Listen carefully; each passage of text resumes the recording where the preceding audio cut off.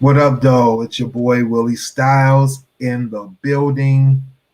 Thank you for joining. This is GFT Radio Show, getting started, and welcome to the show. It's June 25th, 2020, and this is Social Distance and Chill. So this is the show where we do our basically it's a extended after show. We talk about any and everything.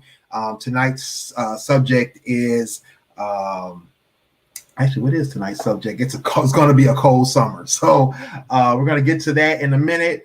Let me just say that if you're watching this live, you're watching on a Monday or a Thursday. Tonight happens to be Thursday. We're here every Monday and Thursday at 10 p.m. for our live show. You can always jump in the comments. You can always request to join in, and you can definitely chop it up with us about whatever subject we're talking about. If you're not watching during the live show, then you're catching one of our free replays. We have over 200 shows available free on demand 24/7 on YouTube Live, on Facebook Live, as well as on our audio platforms, Spotify, iHeartRadio, Stitcher, Google Play Music, Apple iTunes, SoundCloud, and Blog Talk Radio. So definitely check us out. Check out all the shows. Tons of shows, great topics, great conversations. Hopefully you enjoy that. As always, you can get your merchandise. As you can see, I'm in these tweets. I'm actually in these tweets too. So if you want to tweet us for some reason, tweet us. But definitely, hopefully you're here in the live show joining us. Check out or go ahead and throw your comments in the comment box in the live chat, and I'll definitely be responding to the live chat. But again, merchandise, t-shirts, sweatshirts, hoodies, anything you want to get with GFT logos on them. Sorry, I thought I heard somebody coming in. Definitely check it out on teespring.com/store/GFT Radio. If you don't remember the link, it's actually over here up above on the banner. I made the banner a little bit bigger. Hopefully everybody can see that a little bit better now.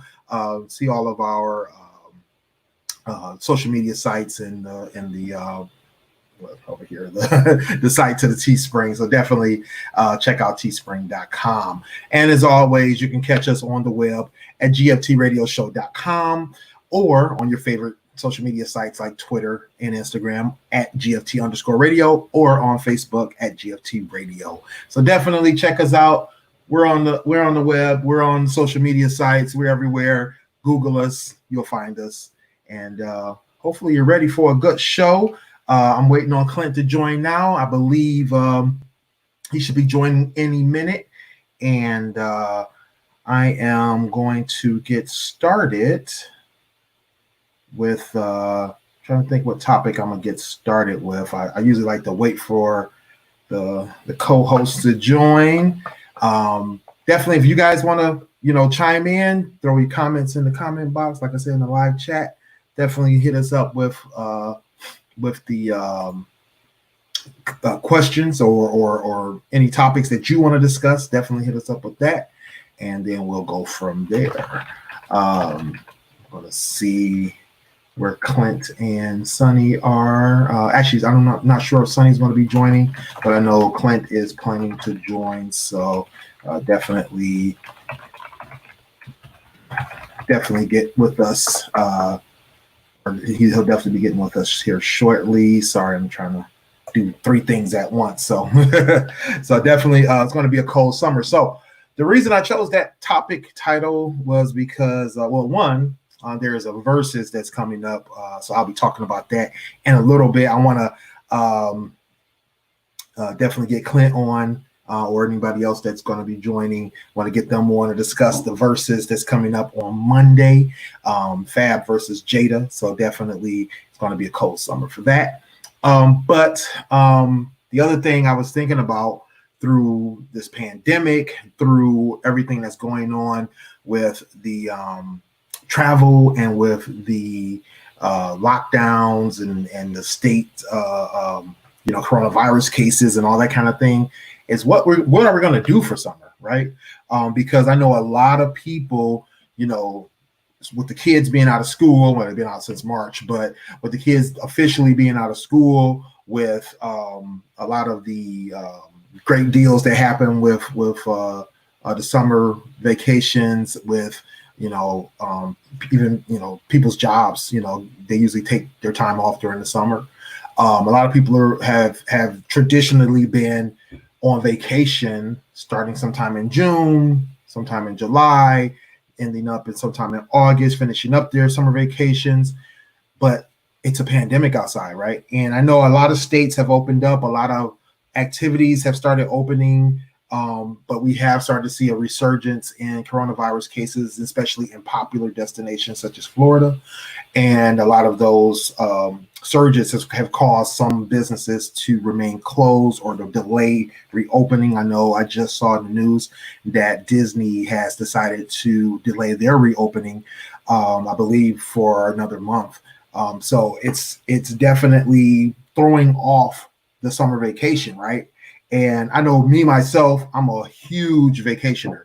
I vacation anywhere from 4 to 8 times in a year.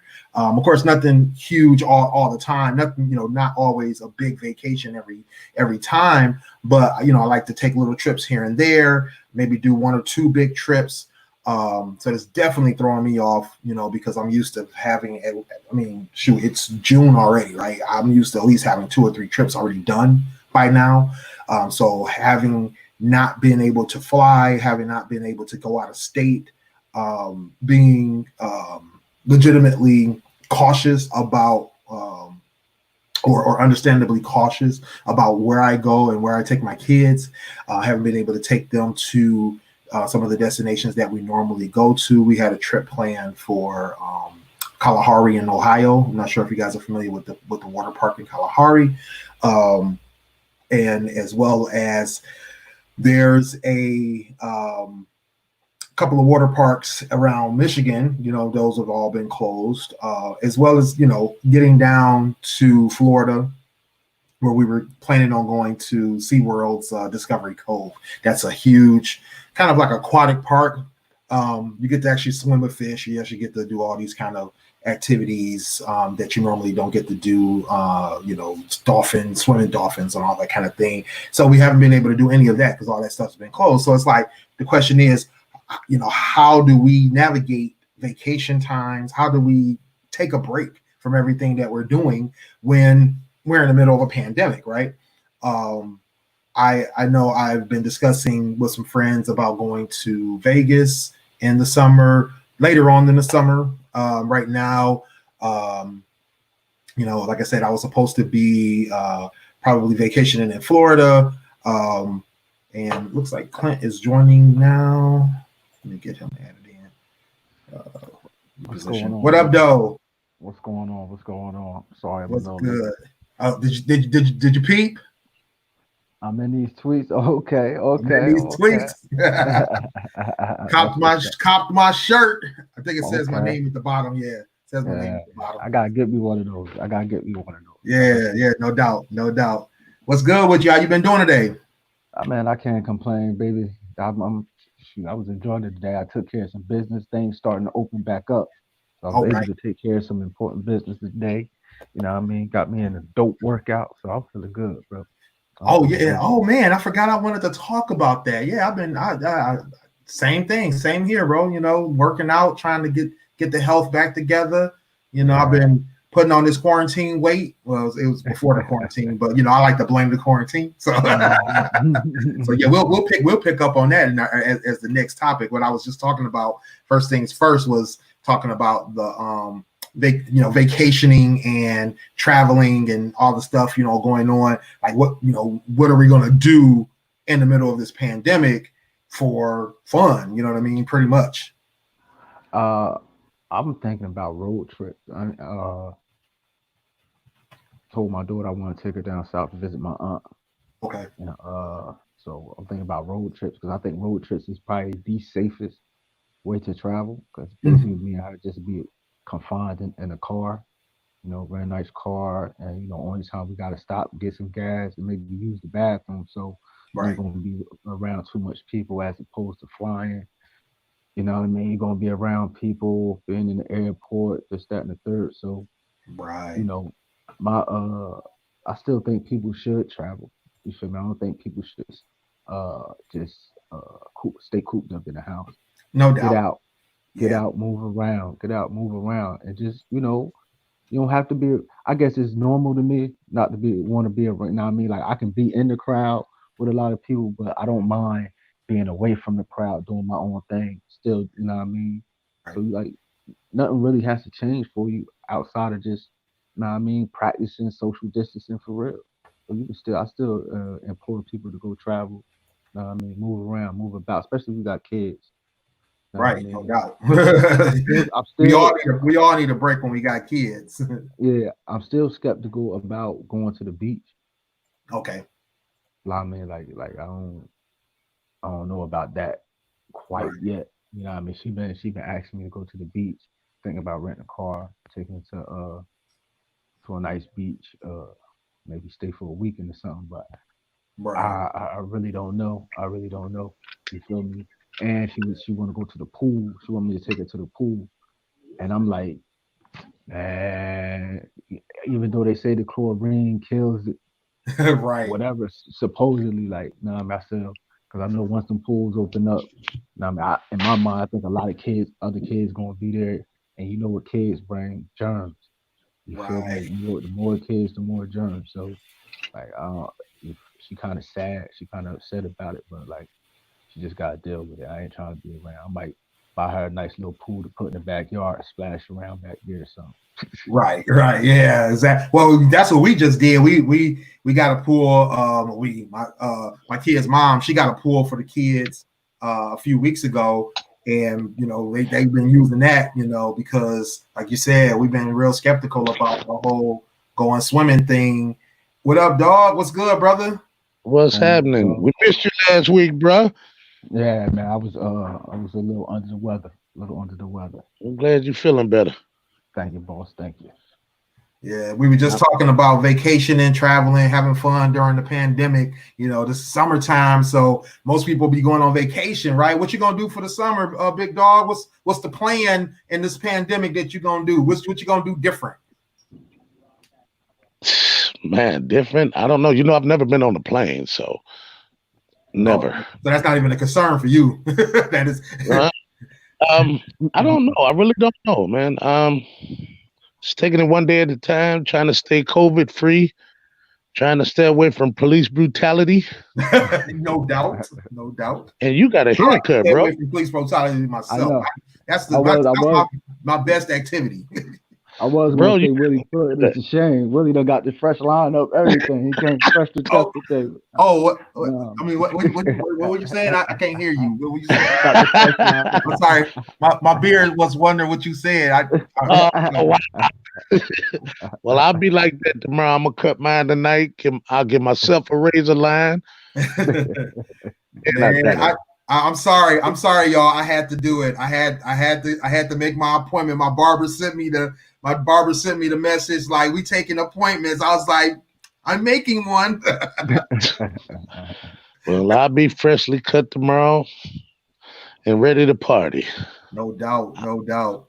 Yeah, You that see the video? that was a little Last week? different experience for me because, when the first closure started happening, that was right. I needed a haircut, and so I got with my barber real quick. Was like, hey, he the type. If I call him up, he'll let me come in no matter what day it is. So I think it was a Sunday. So I go in on that Sunday, me and my son. And it's already a day they're not usually open, so it's already empty. So we got our cut, everything, blah blah blah. Fast forward to the other day, we go to get our hair cut.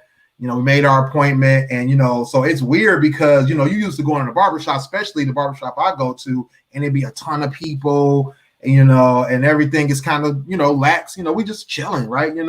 So we up in there with masks on, we up in there. They doing the extra cleaning, they doing all this extra stuff, and they got they used to have, I think it was 1, 2, 3, 4. It was like 4 barbers in one little area, and then there was another barber in a room, and right off to the side.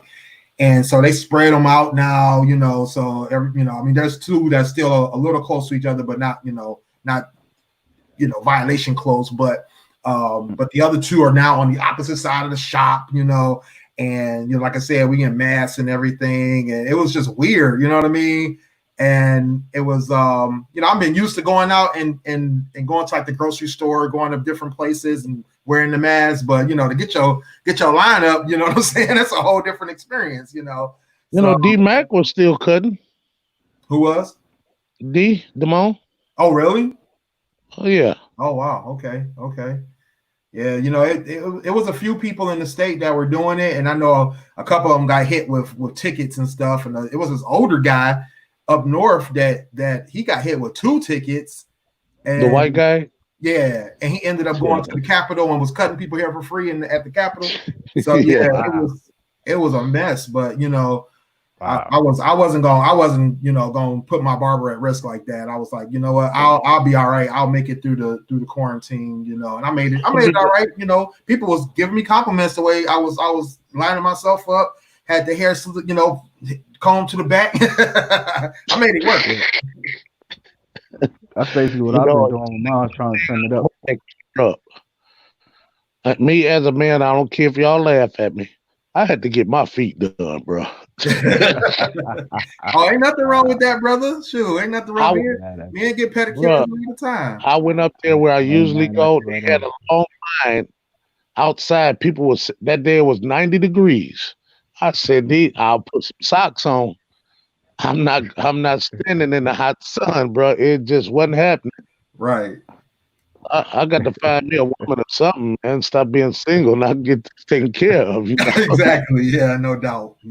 Dog need his dogs done. Right. I ain't mad at you at all, brother. Man. No, I have yet to go get a pedicure. Ever. Oh, ever? Really? Bro.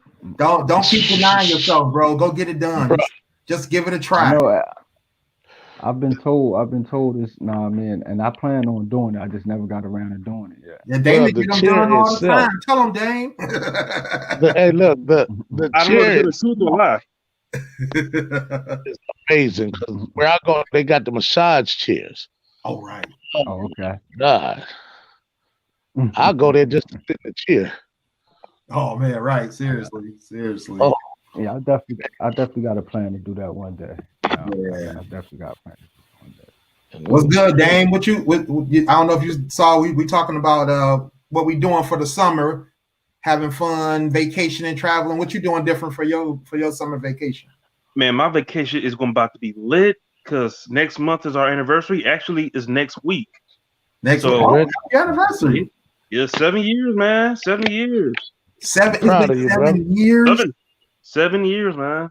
Man, we've been together for 9. Yeah. Married 7. Wow. So we about to do it big.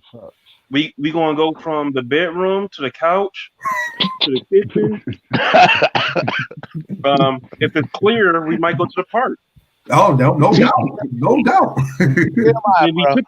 We took the bikes out today. We take the bikes out every time we get a nice day. It was good.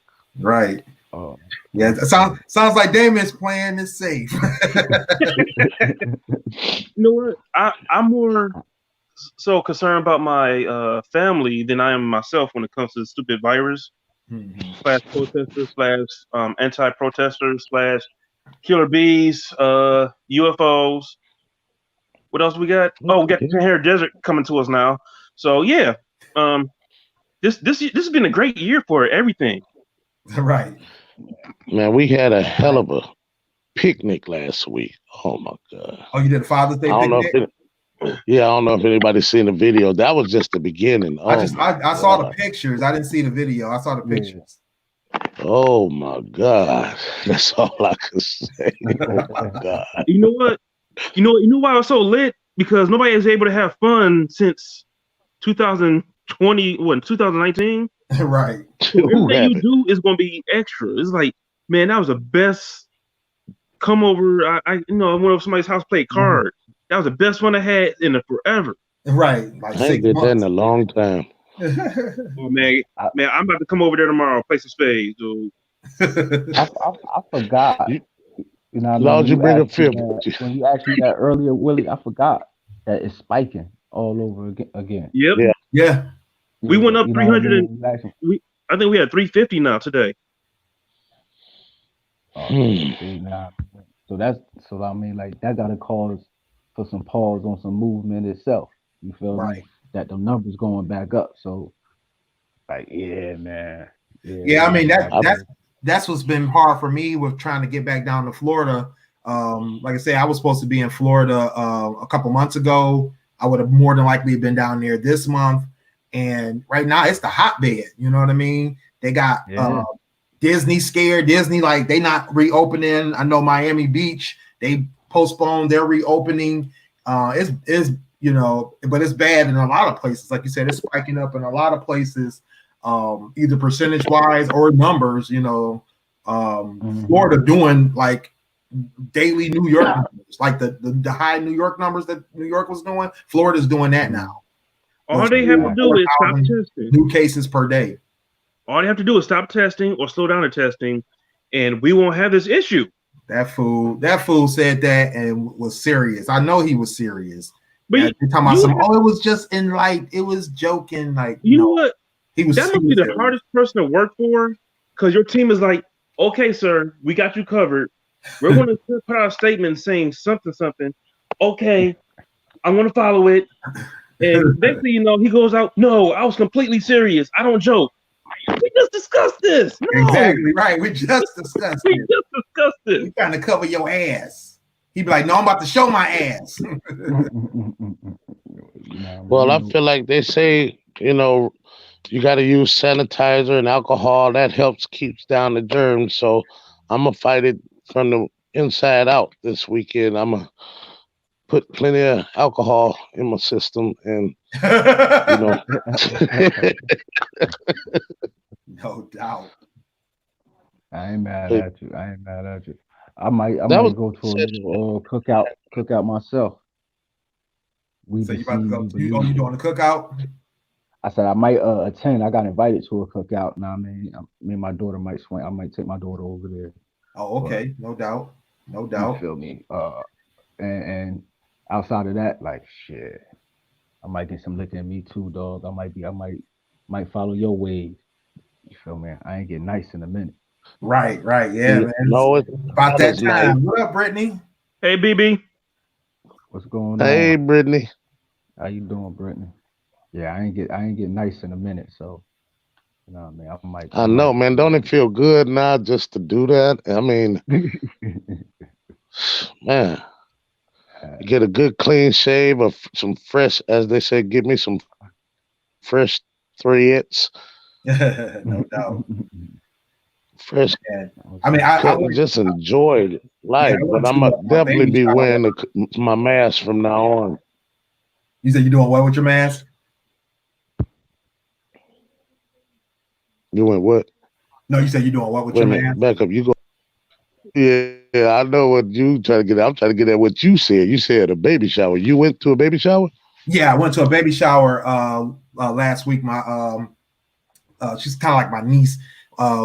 To her baby shower, and you know, it was just like for like mostly just family. It was a few of their extra friends or whatever, but mostly the family. And you know, being around a big crowd of people, at first I was like a little apprehensive, but you know, I was just like, it was like, just like you said, it was kind of nice to be out and doing something other than just being in the house. You know what I mean? Even something as simple as that. You know what I mean? They had food, and you know, they didn't really have drinks or nothing, but it was like they had food, all the family out. It was a good time, and it was just like, you know, man, just break up the monotony of everything that's going on. You know what I'm saying? It's like Damon said, it's like the little things now get you excited. Like, oh man, I'm about to go do this, about to go do that. You know, I mean, stuff we appreciate it, but we really appreciating it right now. So yeah, I'm gonna tell you, I did something really crazy last week. I went to because K&G had a sale going on, buy one get two suits free. Oh yeah, man, I had to go and get that offer, dude. I'm like, you know what? Let me get my mask on. I still play the safe. You know, I got my suits. Now, like, since I'm out, let me, you know, I drove around the caddy for a minute. You know, I'm just, you know, cruising. I went to Fairlane Mall. and got some Cinnabons. What? Man, 2 boxes, Cinnabons. Oh, I ain't wow. sitting back in here for a minute. Like, since I'm out, let me walk through the mall. So I walked a little Right. further, and I'm like, you know what? Nope. I got a little too happy. Because Fairlane usually kind of cool. You got the little breeze going. It was like too many people in there. I start feeling heat. I'm like, man, I smell Corona. No, I'm gone.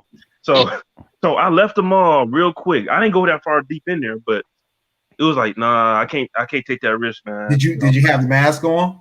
Yeah, I kept the mask on. Yeah. That thing don't I come went, off. I went to a mall a few weeks ago when they first opened them. We just went to go walk around. We knew nothing was really going to be open, that most people weren't going to be there. We were masked up and everything. We went to Briarwood in Ann Arbor, if anybody's familiar with U of M. Oh, yeah. Yeah, it's in the same city, this mall. So we went to go check that mall out. And it was, it was different because, you ain't used to seeing malls, super empty like that, especially, some of the popular ones. And, but, they had like the protocols going to a lot of the stores where they're like, you gotta, like at the Apple store, man, they had everything. They checked all the boxes at the Apple store. You had to get in this line. They had to check your temperature. They had to do some other kind of validation. You had to wear your mask in the store. They was checking all the boxes. Like some stores were allowing people to come in there with no mask. There was a couple stores that were doing the line to, like they could only have 5 or 10 people in at a time, that kind of thing. But some stores were a little lax. They were just letting people walk in and out. So it was interesting to see how each store in each building was, kind of, navigating this new territory. It's almost like the state. That's interesting. To touch on what Damon said today, when I was going out to a couple of spots, it's just, I had to go to the county clerk office to renew some business papers or whatever, and just to see the new setup, how they got it, you know what I mean? Mm-hmm. How the windows, how they got the plastic. It's just totally different than what it was before. And then I go into other stores that I normally go in that was a certain way before. Now they got, you know what I mean, in front of the cashier, they got all this type of plastic. You can't even, it's just so different and weird seeing how everything has changed. Right. You know what I mean? The interaction between customer and business. So right. It's weird. It's weird. Very. What you about to say, dog? I said to touch on what Damon said, he has went to K&G for those suits. Have y'all ever tried to go to Cannons? Cannons? No, I've never heard of Cannons. Cannons it's on Inkster Road, right across Michigan. Huh? Never heard of. No, I did see it. I'm sorry. Yeah, I did see it once. It's the old funeral home. He's been there for years. Oh, in Inkster. I know you're talking about. Yeah. I used to live right around the corner from there. Okay, I used to hang out with his son when I used to be in Belleville all the time. But I got a whole suit with all the attachments, everything for $125.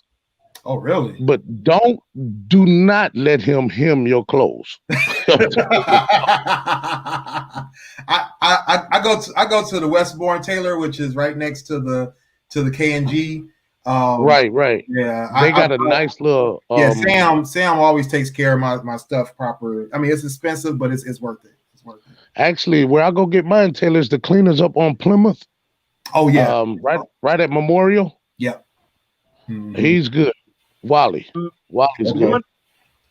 The ones cleaners. We gotta get these people to pay for all this advertising. I know. I was about to say y'all giving a lot of free advertising now.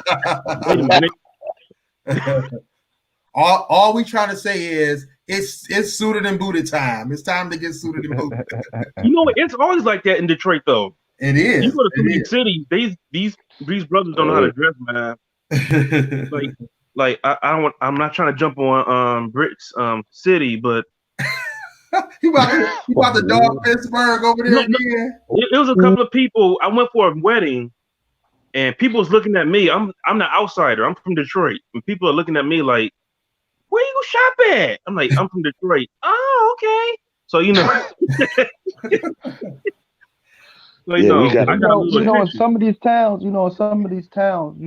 like where I'm at, we're in the tri-state area, so we get, we can get whatever we want out here. But in some of these spots, they don't have access to like a lot of the, because when you travel around, you trying to shop in different malls, you be like, y'all don't got this here, y'all don't got that here, and they be like, nah, you feel me? We got to travel to basically, about another 30, 40 miles for Oh them wow. to get, you know what I mean? But in this area, everything, we got malls galore. Then we right by Philly, we right by New York, we right by North. So we get everything. But I Okay. know there's a lot of these towns, they don't get all of that. You feel Yeah, me? They you're right. don't got access to that. So they I find out, they fashion is type different. Right. Yeah, I find out they work that with what they got. the malls Yeah, don't exactly. carry the clothes that we really like. Right. No. Yeah, I was just about to say that. We go to boutiques, we go to small shops, we Yeah. go to, Because I have to specialized go. shops. Yeah.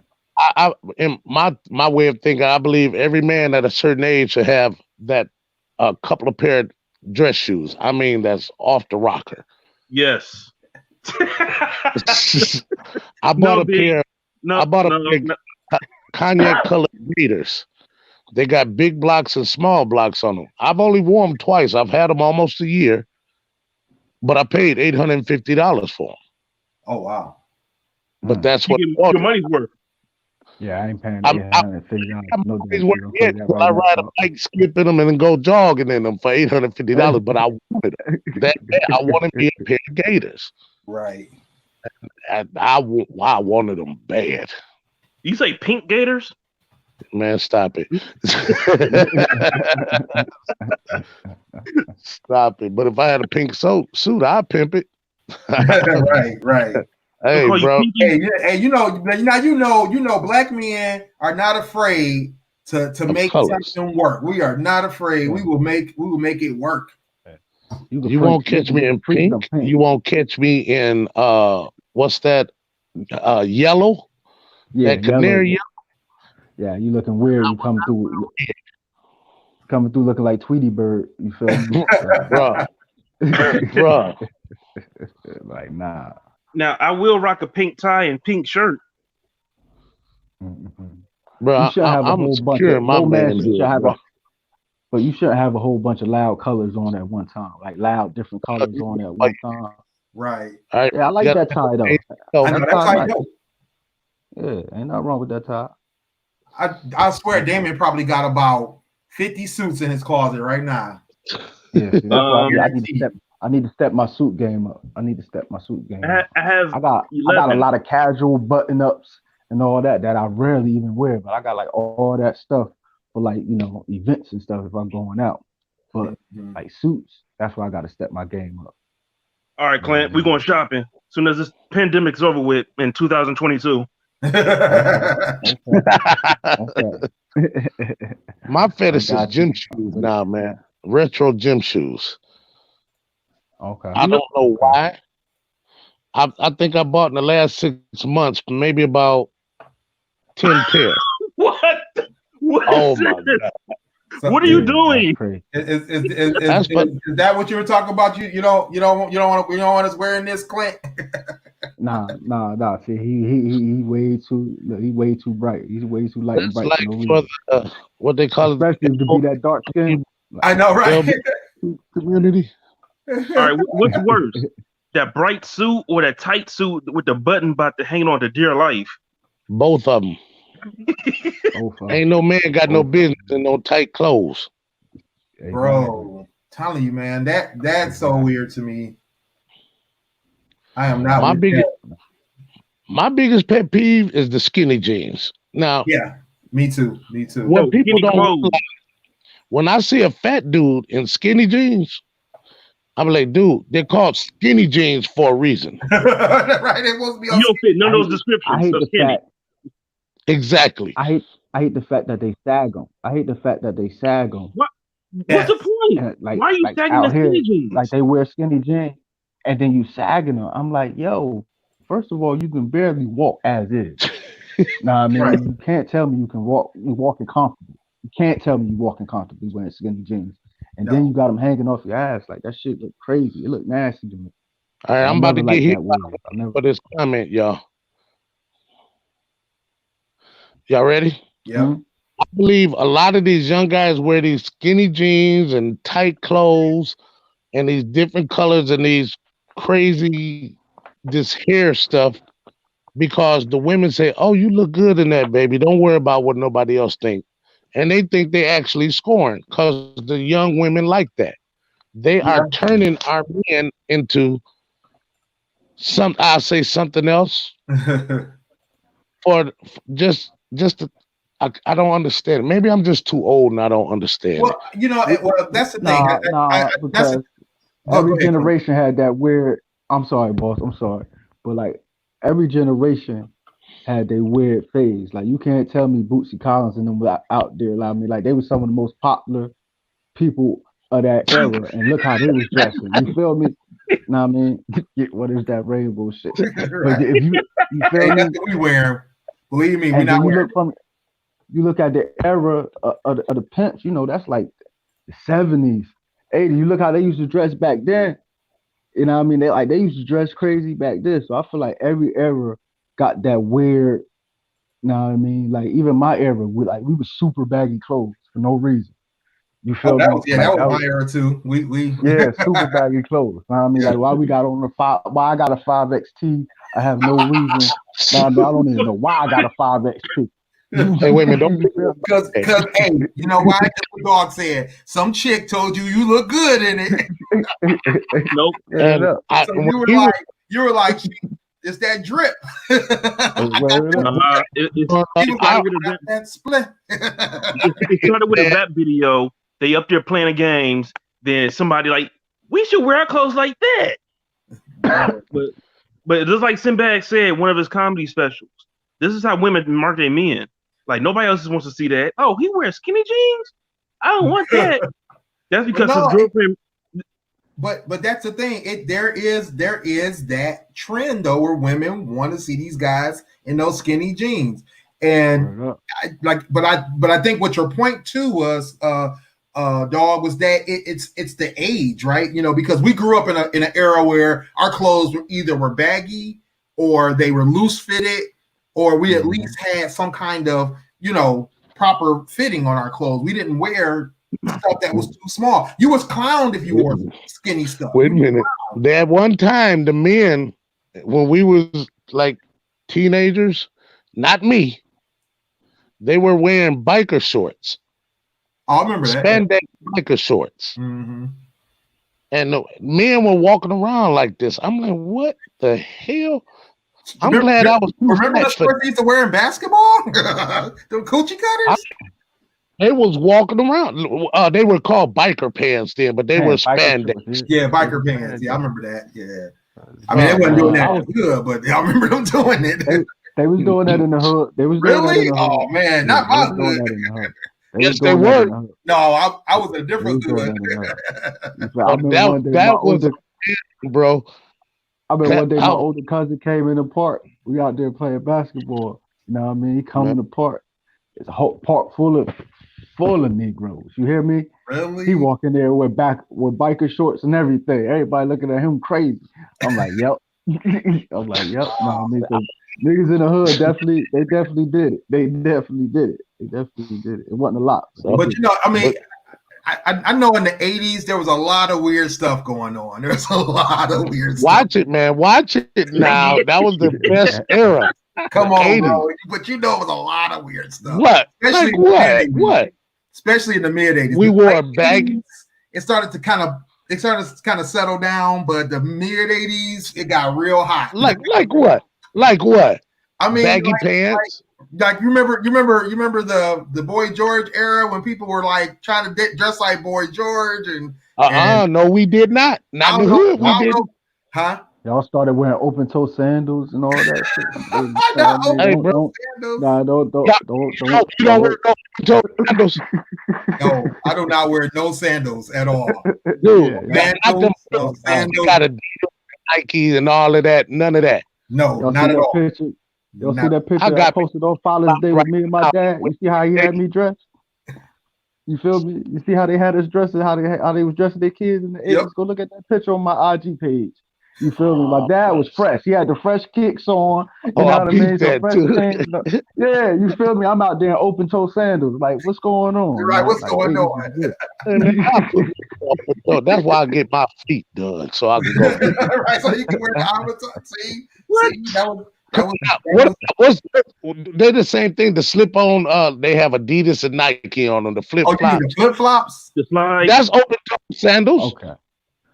That's a little different, but I wouldn't put my toe. I wouldn't have my toes exposed, though. No, but you can. They are considered open toes. Nah, and they're more popular than flip flops.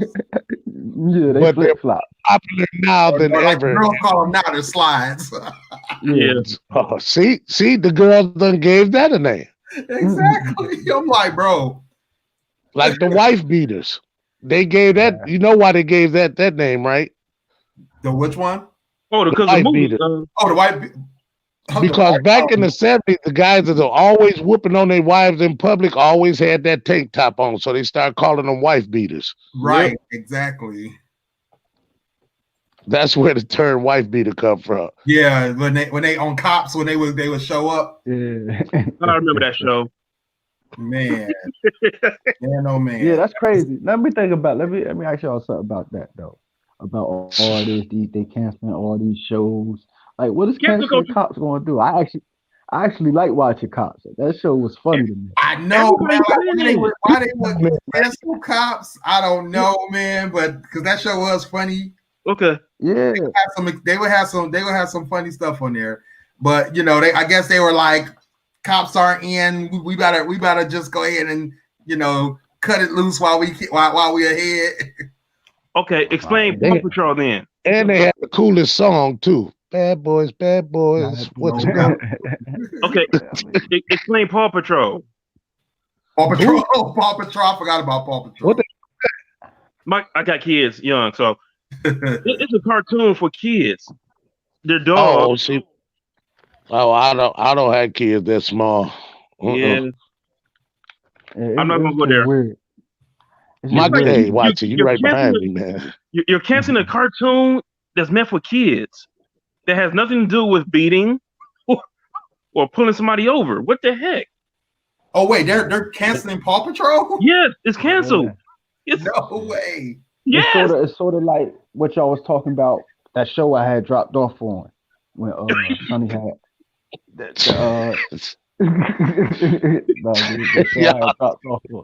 when y'all was saying when we was talking about reparations, and I was like, well, they're going to throw in a lot of nonsense and this, that, and the third. Right. That's part of that nonsense. Okay. You feel me? Like, how is that helping us? Like, how is that, you know what I mean? Like, supposed to change people's perception. Like, exactly. So canceling shows like that. I can't hear you, boss. Was that you that posted that yesterday? It was like a long list of things. What has this got to do with all of this brutality, these different shows they canceling? It has nothing to do with police brutality, but yet they, oh God, I got to go back and look. I believe it was you. It was like a long. Are you talking about this one? Say, hey, could the police do better? And it's like, they got the Black Panthers. They canceling Cops, painting roads, giving us Juneteenth off, and we still like, but yeah, that's cool. But the police, like, our concern is the police.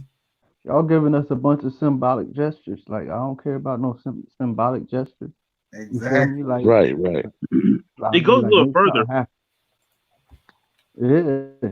No, I mean, because they're all these corporations are saying, yeah, we're with you, we hear you, Black Lives Matter people, and how about you put some Black people in your organization as heads of something? Like, you got ABC, all these other corporations with nothing but Caucasian executives. Right. Like, give us don't give us, but at least give us an opportunity to prove ourselves to be an executive. Don't give us these little handouts. Shouldn't have to prove ourselves. We got credentials. Well, you know what I'm talking about? Apply, and let somebody do the job like anybody else you would. We give them a chance to right. No, I don't to succeed or fail. You give them a chance to succeed or fail. Don't just don't make the assumption that we're gonna fail at the job just because we're not like you. Give us the same opportunities you give everybody else. Yeah, like resume. So when you talk about football and you talk about black quarterbacks, you feel me? Right. Rodney P. That's how I look at it. No, I mean that's how I look at it. It's the same thing. It's like allow us to get in and do it our way and do our thing. Once you allow us, and now when you look at the NFL today, basically all the best quarterbacks, not only black, but they play the style that was so much shunned on previously. And that's the same way in businesses. You get some of this new blood, some of these young brothers in there that know what they're doing, and they'll move things forward. And before you know it, businesses will be reflecting like how they should reflect. With us, because we influence culture so much. But we don't profit or control it. Right. So the more of us that get in there, you feel me? It's the type of person that get in there too. You can't just have any old brother in there. I don't want any old. Yeah. And like that stereotype of black quarterbacks not winning Super Bowls. That's the only thing I was really pissed about. Cam Newton not winning the Super Bowl and diving that dang on ball. It's like, dude, you're not helping. Jeez. Silly. Yeah. Cam Newton not black. Cam Newton a little weird to me. But you can't count Cam. Poor man down. Yeah. But see, my thing with all that is even like when we talk about black quarterbacks, and then when we talk about blacks in business, sports, whatever, get opportunities.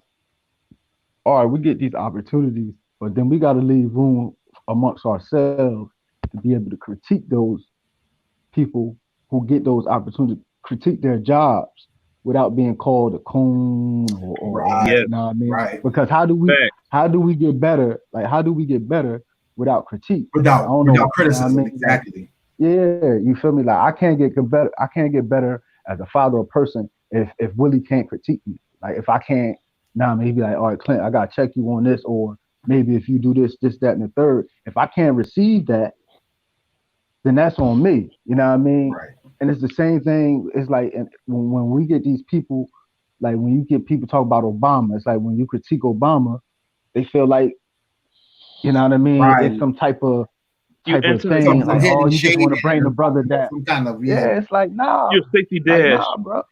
We got to learn to accept constructive criticism, bro. Word up. But it's kind of hard. We got an issue with that. You know why? It's kind of hard for a lot of people because all the stuff that's been done to blacks, as in general, they say you should be pro-black. You should, for trying to stick up for your kind. But it's a way to stick up for your kind without putting them down. Like you said, critique. Like you don't want to be a Candace Owens or Stacey Dash extent or Kanye West, but just be honest criticism. Okay, I hear that, right? Right. But why when white people do that? You know what I mean? White people judge white people harshly. Like they judge each other harshly. You know what I mean? So, but they don't get called turncoats against their race for judging each other harshly. Because they're not a race at that point, right? They're just people, exactly. We always black people. They're just people. Nobody calls white people besides black people. So think about it. That is so true. They call them white people too, or gringos. But you know what? It's like we don't hold them to that standard, but yet we hold ourselves to that standard for what? Like, I mean, to your point, we have to be able to treat every business as what it is. It's a business, right? And say, look, you messed up, or you did this right, but this isn't quite right, or everything was great. Whatever the case may be, we need to be able to do the same thing. You're right. You're 100% right, because it's only going to improve the business. I mean, it's something I always tell people, because people will make the comment or the claim they did XYZ wrong, I'm never doing business with them. And I'm like, no. You don't stop doing business with them. You go let them know what's wrong.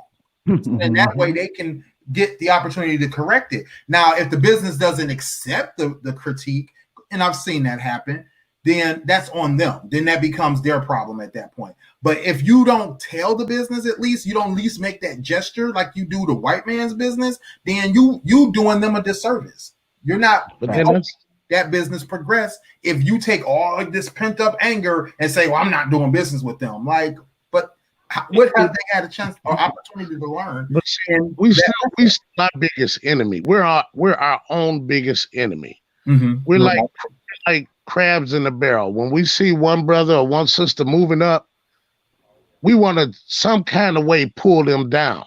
We want them back on our level. Instead of us trying to take notes and uplift ourselves to move up, we want to pull them back down to where we at. And that way we never get nowhere.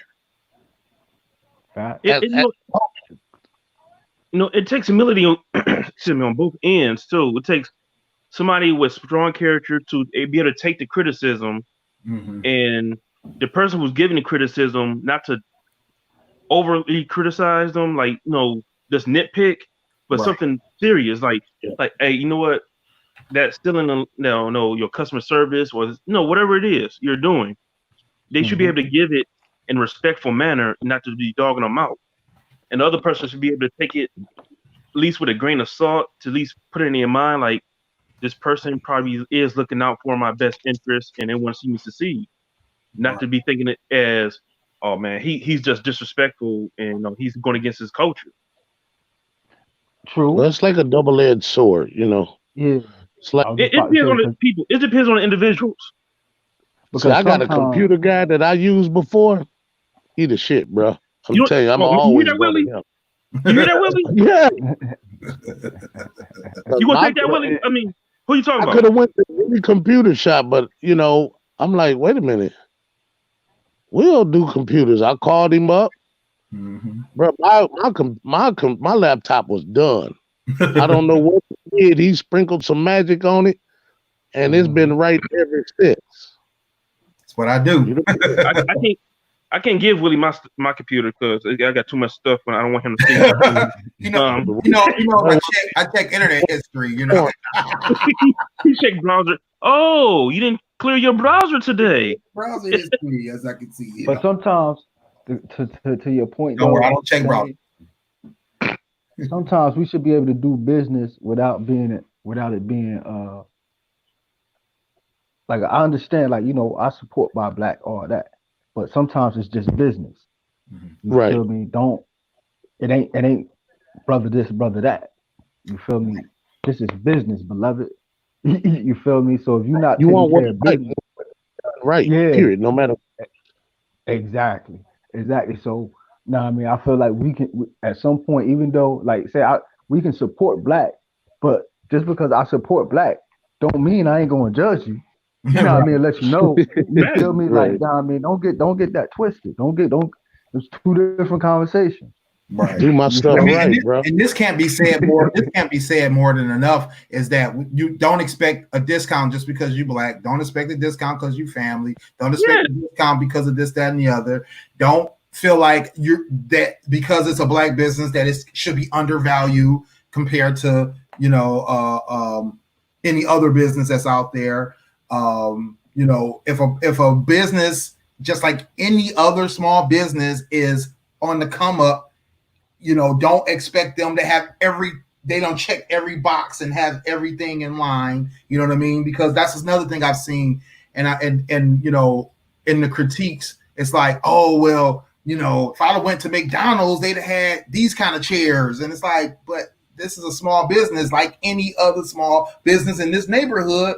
They're trying to build up to something, Now, if they've been in business 10, 15 years and they still got the same furniture from 1973, then yeah, you can make that critique. But if it's like, they're trying to get going, they're getting started, you can't expect them to have everything A1 crisp, brand new, everything, whole building been gutted and rebuilt. You can't expect that. You know what I mean? But they got this type of critic. What you going there for, like the product that you're getting, whether it's food or whatever, I don't care if the furniture, the building is falling in, as long as your food is right or whatever you're going to get is right, it shouldn't matter what, I'm not trying to keep up with the Joneses. You got my product. This is what I'm advertising. If it's coming to you A1, if I'm handing it to you out of a shoebox, take it. Be happy. As long as it's right and everything is cool. Well, Bro, on my food, listen, on my food order, I need that place to be clean. I'm sorry. Facts. So here's my thing. I go to this Jamaican spot, right? Right down.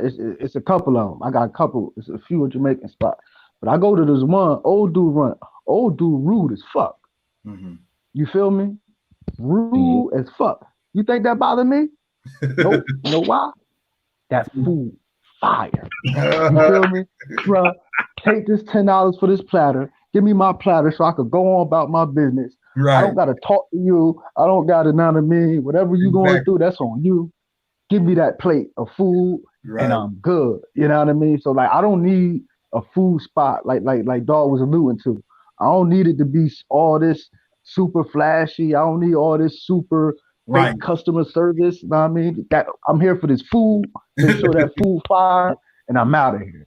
And you know, it's a lot of places like there's a spot here in Detroit where the building it's a Caribbean spot. You walk in, the building looks like it's dilapidated.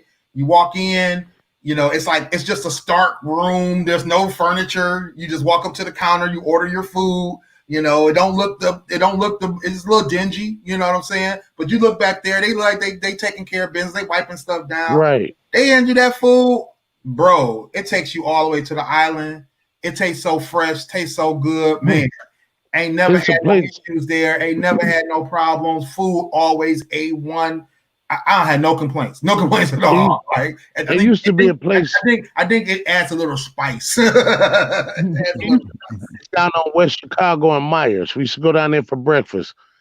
It's the screen door is so old. It's one of them old when you open it up, it's got that spring in and it slams closed. Oh yeah, exactly. Yeah, I forgot.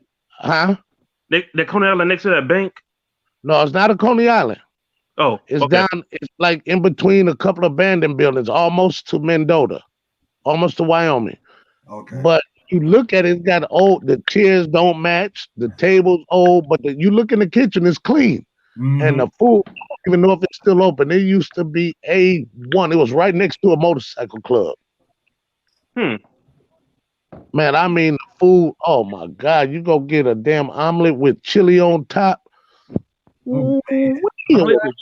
Serious, bro? That's what I'm talking about. Why does it sound like somebody keeps my house? Slap it. It was what we used to call Huh? I'm asking Will. He been smoking? No. I keep hearing some. Oh, I know what it is.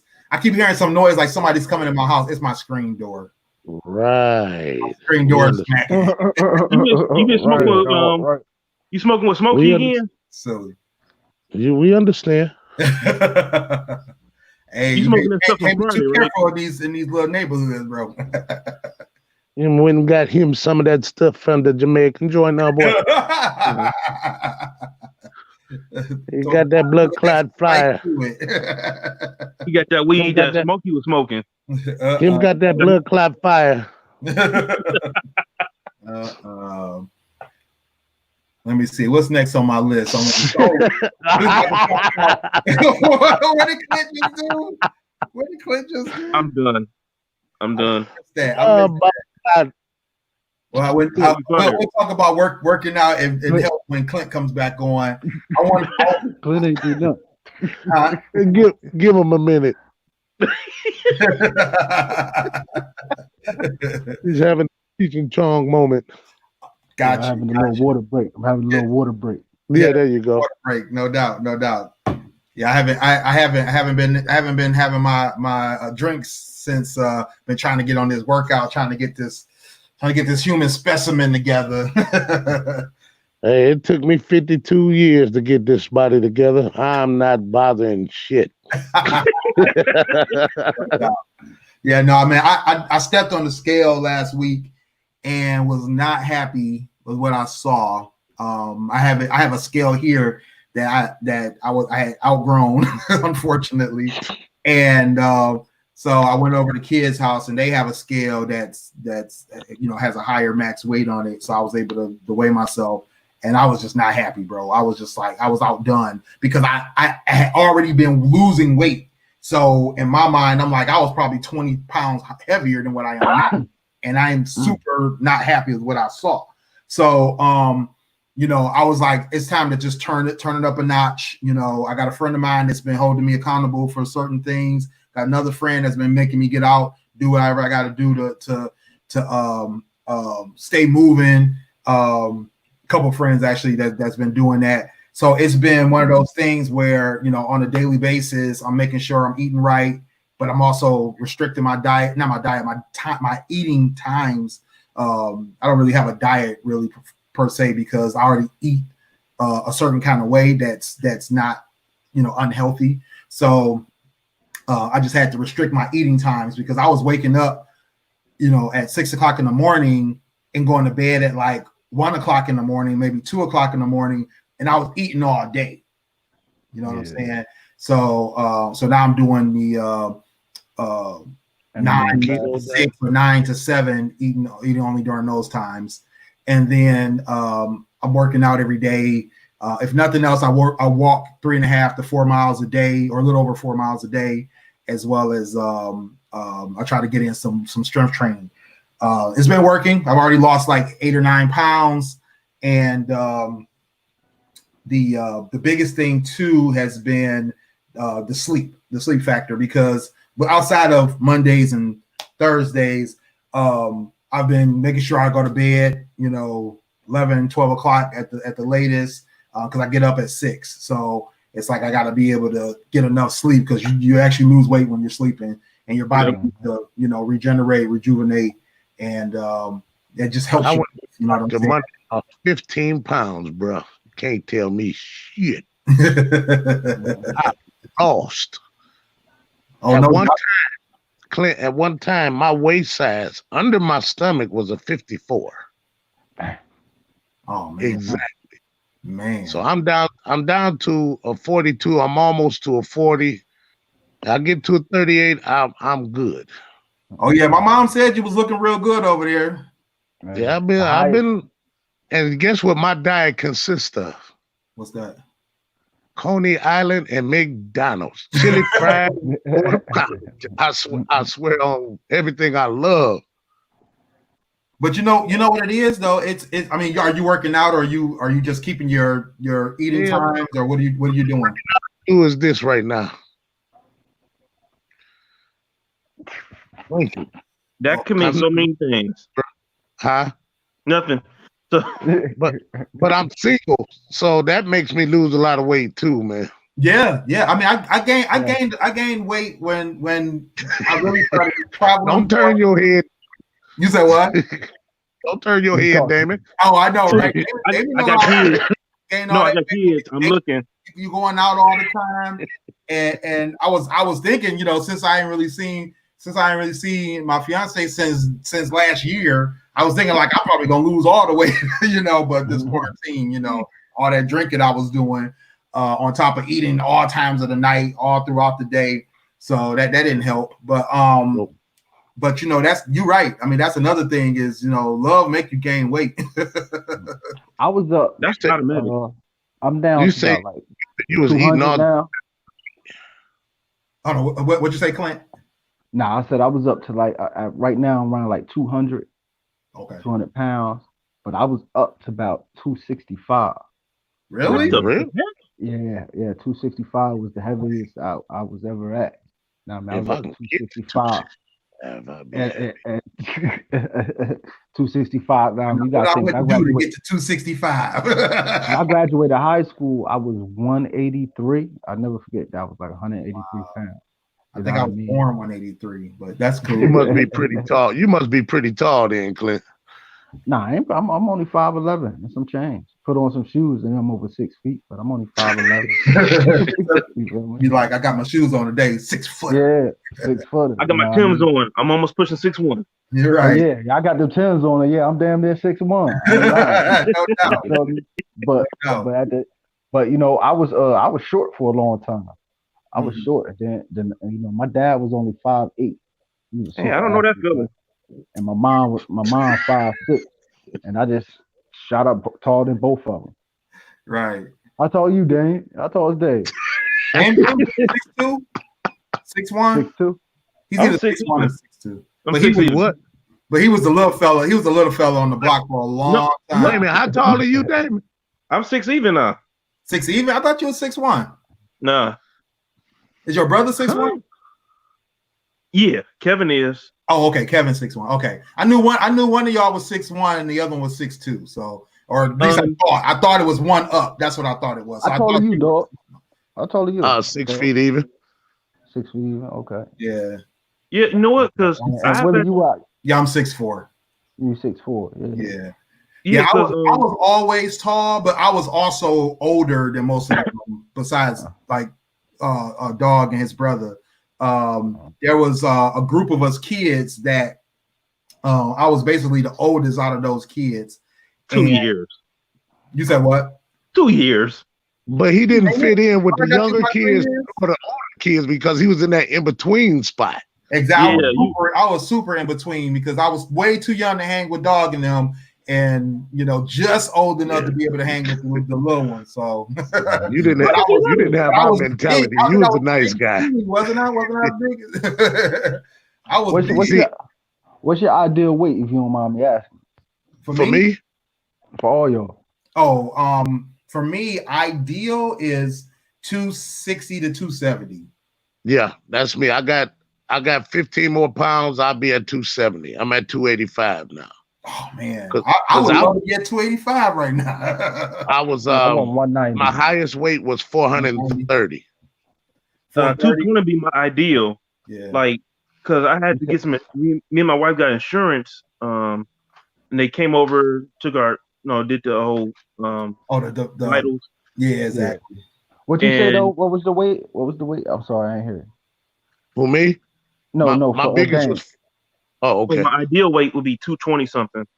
220 something. Okay. Yeah, because right now I'm way over since this quarantine. Because once I got laid off, had the kid. Now, like I'm not gonna do any workout. I'm just gonna let my body rest and recuperate before I go back to work. That rest and recuperation turned into big laziness. So, and they took our vitals last week or the week before, and she told me how much I weighed. I'm like, So every day I've been riding my bike at least a mile or two. I've been riding 2 miles per day on a good day, 1 mile when I got stuff to do. Right. And at least get some type of exercise in. I go to bed. Before I go to bed, I start doing some push-ups or do a little workout. So I wake up refreshed in the morning because when you do that workout late at night, you wake up with some energy, dude. I woke up this morning, no problem, at 6 o'clock. For me, it's because I always need a nap after I work out. Seriously, I can't. I don't. People be talking about that, all that. Oh, I work out to get energy. I work out to go to bed because I swear to God, I'll be tired when I'm done. But you can train your body to do that. Yeah, it's crazy. They actually, I just found out because I do the same thing, work out and try to go to sleep to tire my body out. But I was actually told and read up on it that's supposed to be the wrong way to do it. Actually, it's supposed to have that adverse effect. Really? When you work out before you go to bed, it's supposed to really give you energy. Yeah, working out does not give me energy ever. Like I never get energy for working out. Me neither. It puts me down. Yeah, me too. But a lot of people don't drink cold. Ice water helps you burn calories. With everything. People always tell me, because because a lot of people think backwards. Room temperature water helps you lose weight. No, your body has to warm that water up. If you're drinking that ice cold, so you're burning calories. I drink an extra. No, they say if you go before you take a shower, drink some water before your shower. It hydrates you somehow. Shit. No, seriously. They did that whole chart and everything. I've heard of that before too. Yeah, I've heard of that. Mm-hmm. But that's my thing. Glass of water before you eat. When I work out, I'm usually not energized after that. But two, I also don't hold back on my workouts. Like I usually work out to exhaustion anyway. Usually I'm either strength training or if I'm walking, I'll go out. I'll do like a full power walk thing, and I don't walk 5 miles, that kind of stuff. Like I don't just do like little stuff. Like if I probably worked out like a minimal amount, I probably would have a little energy or something. But I don't know. I just don't do that though. When I work out, I'm working out for 2 hours, or I'm working out. Since my stroke, I can't walk like that anymore. Yeah. I also know it's just with specific exercises I get tired more. Like when it's more focused on like the lower body and the core, that tires me out more. Right. You know what I mean? The more so basically sex. Like, that tires me out too, but I usually could go for rounds, so I don't know anything. Right. But that ain't nothing like hip thrust. It works out the waist. Yeah, it does. Man, keep telling people that's the way to burn them calories. That's what they say. So shoot, sex is the best way to burn them calories. You know what I mean? That's one of the best exercises. Right. Come on, dog. You talk about you just, you know what I mean, had a stroke. You know what I mean? They said sex is the best thing for the heart. Right. Get that blood flowing. That's true. Hold on for a second, guys. Hold on. Okay. Take your piece. But I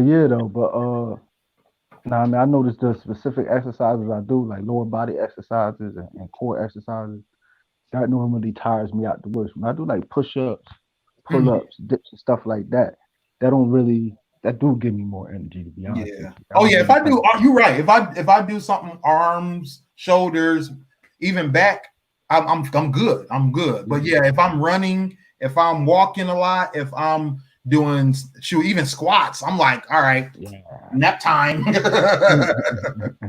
Word up. Every time. So basically, I gotta wake up and start working out then instead of going to bed. Then go to bed. I mean, I don't know, man. I haven't had the experience yet where I worked out, did one of my workouts, and was just like, start today. I've never been like that ever. Nothing heavy. No, nothing heavy. Like a couple of push-ups, like do like 10 or 15, 20 push-ups before you go to bed. You know, I wake up super early, refreshed, like, man, all right, now I'm gonna do a real workout.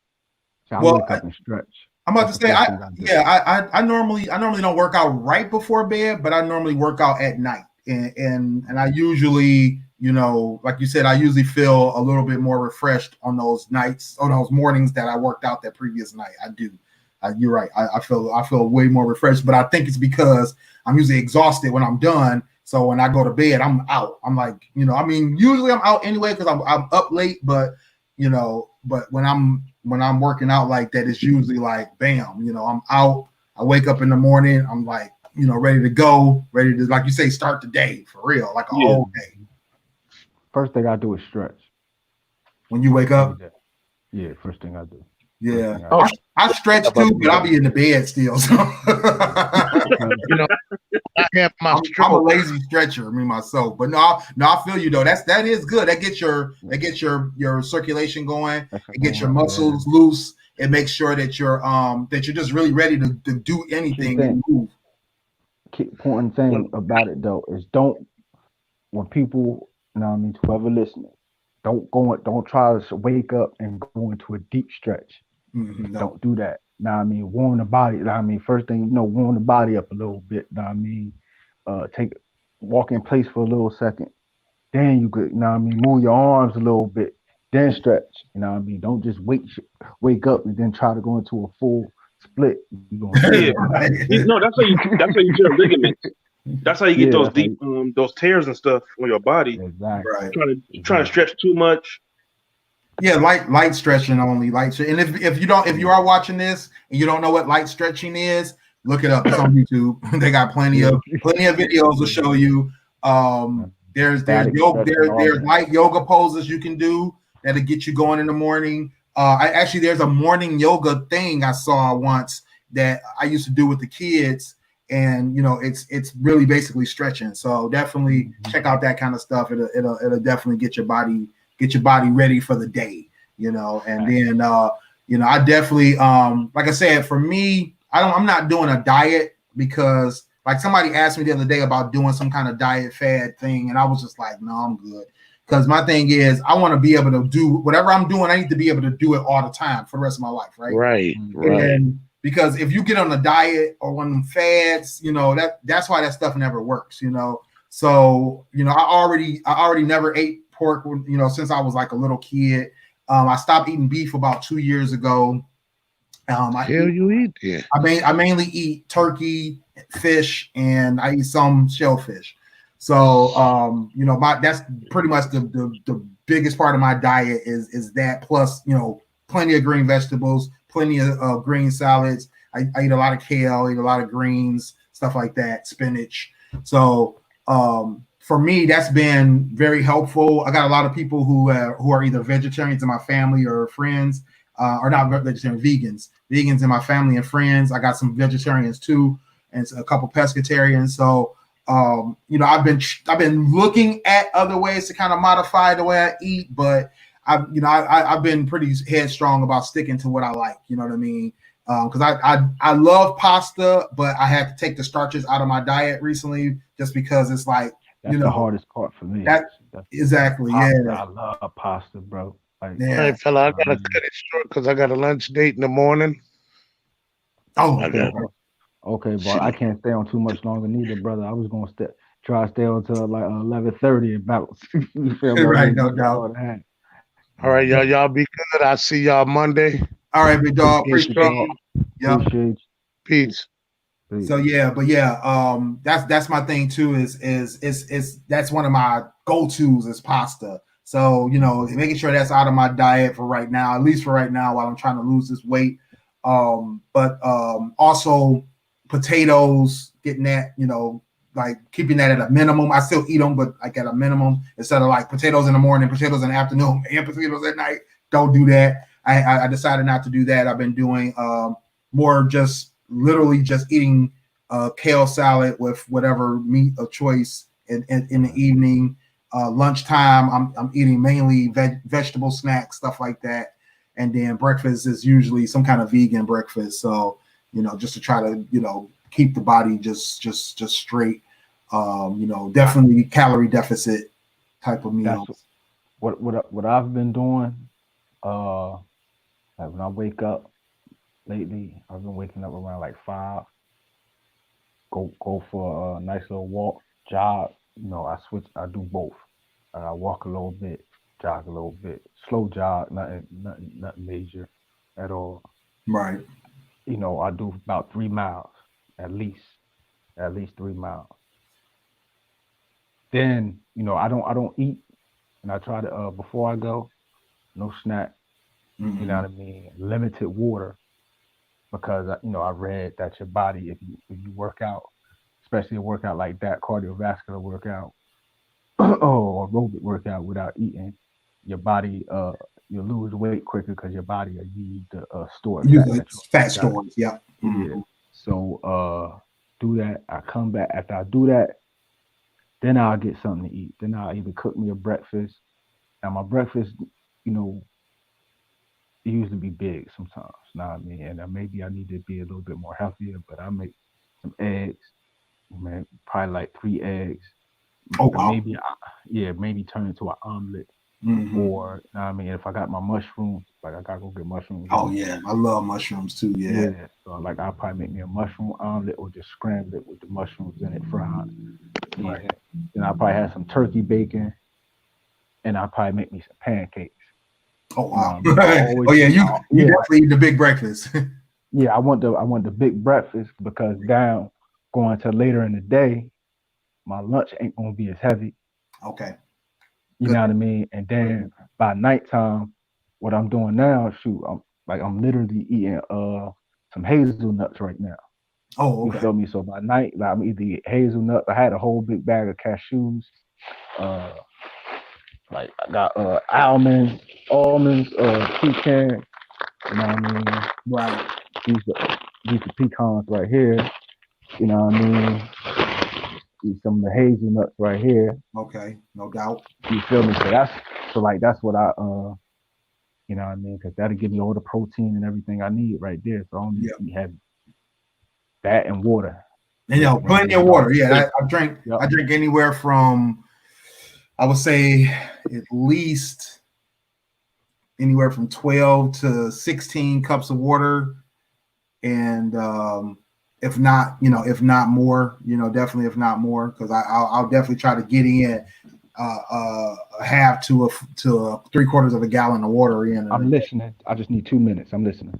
Oh yeah, no problem. But yeah, I definitely, had been pushing, doing a lot more water, a lot less alcohol, especially because people are not people, but they say, the alcohol being so much empty calories.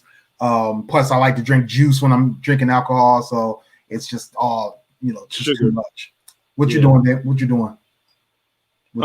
Eating habits, yeah.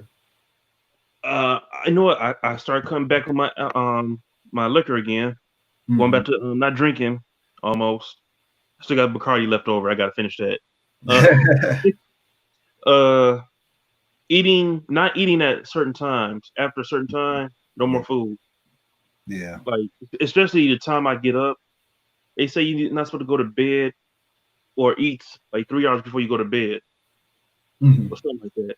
Something like that, yeah, 3 to 4 hours, something like that, yeah. Yeah, something like that. And I'm like, you know what? Because when you go to bed and you eat before you go to bed, you wake up starving, Mm-hmm. But you got all that excess weight still on you. Yeah. So, but like that. Pasta. I like a lot of carb food, like pizza, pasta. That's my downfall too. And breakfast meats. I'm not a big meat eater, but I will eat. I mean, breakfast sausage, man. Love those spicy patties. Bacon. Pepperoni on pizza. Hamburgers. That's all the meats I usually really do eat. Like my wife makes some steak. That's why I had my mic, not my mic, but my camera kind of muted earlier. So you couldn't see me eat that steak. I didn't realize how late it was. Right, man. I know it's already after 11. Yeah, that's the one thing. Like you said, you got to be a little careful with the timings because that'll definitely weigh on you later. Yeah, so I've been trying to keep that in mind though. Like you said, it's the timings of my food, and I think that's been probably the most helpful is keeping that at a minimum. Yeah. Usually I don't eat this late. I try not to eat after 7. Yeah, 7, like 8 o'clock is pushing it. Yeah. But we was out with the kids. We, taking them around the complex, let them ride their bikes or whatever, and get the baby out because he loves going out for walks and he'll pass right out. Oh yeah, no doubt. Yeah, I'm like, he's an outdoor kid. So so we took them out and I got back about 9, took a shower, and I got my food ready. I looked at the clock. It was like, oh, it's 10:19. The show starts at 10. Good job. No doubt. But yeah. So I don't know if you're a fan of Jadakiss or Fabulous. I don't know if you heard that they got the Fab versus Jada on the next Verzuz. Monday, I know Clint's familiar with them New York boys. Yeah. They if y'all ain't here, they did a collabo last year, dropped Freddie versus Jason. Yeah, exactly. You feel me? That was all right. I think it'll be dope. I think what's interesting about this particular battle. First, I want to say I feel like Styles. I like Styles, my favorite out the locks. I just want to throw that. Yeah, no doubt. Nah, man. But Jada, it depends. Like Jada got better albums than Fabulous, but right. Fabulous mixtape collection to it's me untouched. Superior. Yeah, you know what I mean. So it's like, are they going? Is Fab going to be able to play his cuts from his mixtapes? Oh yeah, no doubt. Collection? Yeah, because you got to play the soul tapes. You got to play the songs from the soul tapes. Right. You feel me? And like Soul Tape 2 is my personal favorite. Like, you know what I mean? He got joints on there. On there that can compete with any of Jadakiss songs. But Jadakiss album cuts, Jadakiss got some album cuts and like throughout the years over all his albums and then including the locks. Right, exactly. That's what I was about to say. Like how they're gonna play that because Fab features are top notch, A1. Fact. But then Jada got the locks, right? And every Styles P album that he's featured on, every Rough Rider single he's ever featured on, they got so much, it's crazy.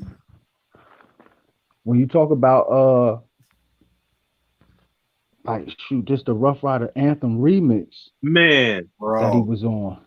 That was, you know what I mean? That alone, and then if he start playing, you feel me? Like he played locks, wow, loud. Like, that second album, like that album that they released when they was with that first album on Rough Riders, that's a classic, man. Right. That's a classic. That's true, Skrilla. That's true. Oh, Skrilla said Kiss the better rapper, but Fab got hits. That's what I'm talking about. Hits. Facts. But see, Skrilla, even with that, because like when he talk about Fab got commercial hits too, off some of them albums. You know what I mean? No doubt. But like them albums, like Fab has yet to release a 4 mic album to me. For who? To where like I think Jada got at least like a 4 mic album. Oh, 4 like mic. All his albums to me have been average. Right. Yeah. It's like he haven't had like I think to me, I'm trying to figure out what's his best album. It's hard for me to think what's Fab's best album off top because most of them been lackluster, in my opinion. Yeah, like it was like LL for a while. His best selling album, I believe, was Street Dreams, if I'm not mistaken. Yeah, so Street Dreams was his best selling album. That was in 03. Ghetto Fabulous was right behind it. And then what's after that one? Real Talk, and then Nothing to Something. Nothing from Something. That's his best album to me. Yeah. Musically, that's his best album to me. That's his best album to me. And it took him, but that was around the Soul Tape era when the Soul Tapes was dropping too. Yes, yep, exactly. I mean, so like he was dropping. That's when he took his. What about Summertime Shootout? Like, oh yeah, I love the Summertime Shootouts. I love the last one was weak. I'm talking about the original. And 15. Yeah. That's my shit right there. Yeah, I even like the second. You know what I mean? I really like the second one. Yeah, but Jada, it's gonna be like what Jada gonna get? What can Jada play though? Can Jada play freestyles? You know what I mean? Can he play some verses? I'm thinking that it's gonna be. My guess is that it's just gonna be mixtape and mixtapes, features, and albums cuts only. I don't think it's gonna be freestyle. I don't think. But we've seen some people do some stuff. I mean, what's his face? Babyface playing acoustic freestyle on the thing on the verses. So I mean, it's not like there's rules to it, right? Exactly. Skrilla, I don't know, man. Like Jada got some party hits too, though. Yeah, some party records too. Especially if you add in those Rough Rider features and some of the locks. All them country songs. People forget when that country wave started. Kiss was the first one on all the like guest features down there. Now I mean, like Hov did it with Pimp C and y'all know UGK. Like Kiss was like the next one. He was on everything. Then Fab jumped on that wave too. You feel me? But Kiss got a lot of joints that not with them country rappers, man. Right. That you could play in the club for real. Yeah, he got a sleeper. He got a sleeper with OJ the Juice Man. People forget that song. Oh, that's a sleeper. Yeah. Word is fun. Nice little party song. The Kiss got so many songs, man. It's crazy. And like you said, I mean, the direction he can go in is so many different directions. I mean, And then who gonna play the stuff off Freddie versus Jason? For real. Yeah, That'd be dope too. You know it. I'm just looking forward to it, and I think Skrilla right in terms of the party aspect of it, because it's not really a battle. It's not really a real battle. Yeah. These are gonna be two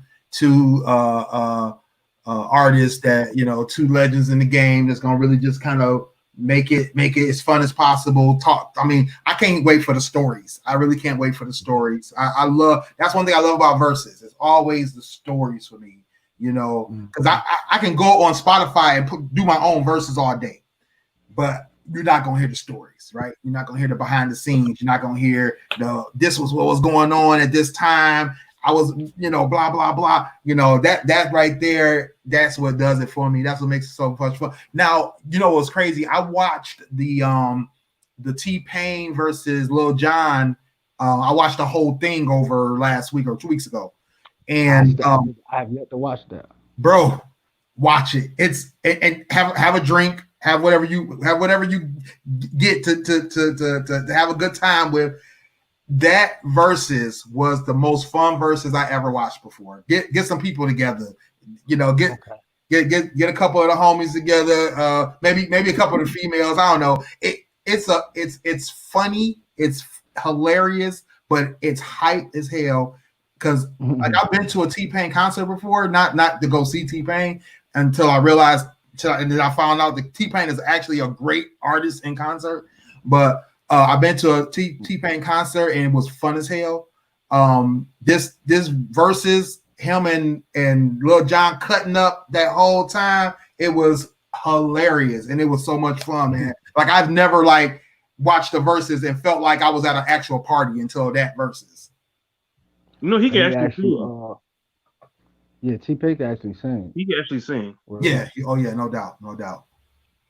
Did you watch the 2 questions? First, did you watch the Alicia Keys, John Legend? Yes. Yeah, the two-step John versus Alicia Keys. No, I didn't. Now that's the night I watched the T-Pain one, because we watched that and then rolled right into the T-Pain one, because we were like, it was nice, it was good, but it was a little, it was Alicia Keys and John Legend, Okay. Second question. How did you feel? I know you've seen this. How did you feel with Teddy Riley getting mad at Tony Baker for roasting him in the comments? I know I missed that. I saw the reactions, but I missed the back and forth. Yeah, man. I guess when Teddy Riley came into the comments letting everybody know he was in there, Tony Baker was like, know what I mean? Let's hope they don't get the connection don't be like Teddy Riley's. He just start joking on him, and Teddy got mad for real, bro. Really? He got mad for real. Yeah, he was like, he start talking about his money, how much money he make, and all this, trying to call him broke. Like, a nigga mad when he take it to that level. When they take it to the money, right? Yeah. So I missed that. I saw people mention it in the comments, but I wasn't paying attention. Because we had the stream up on YouTube, and it was this kid named DJ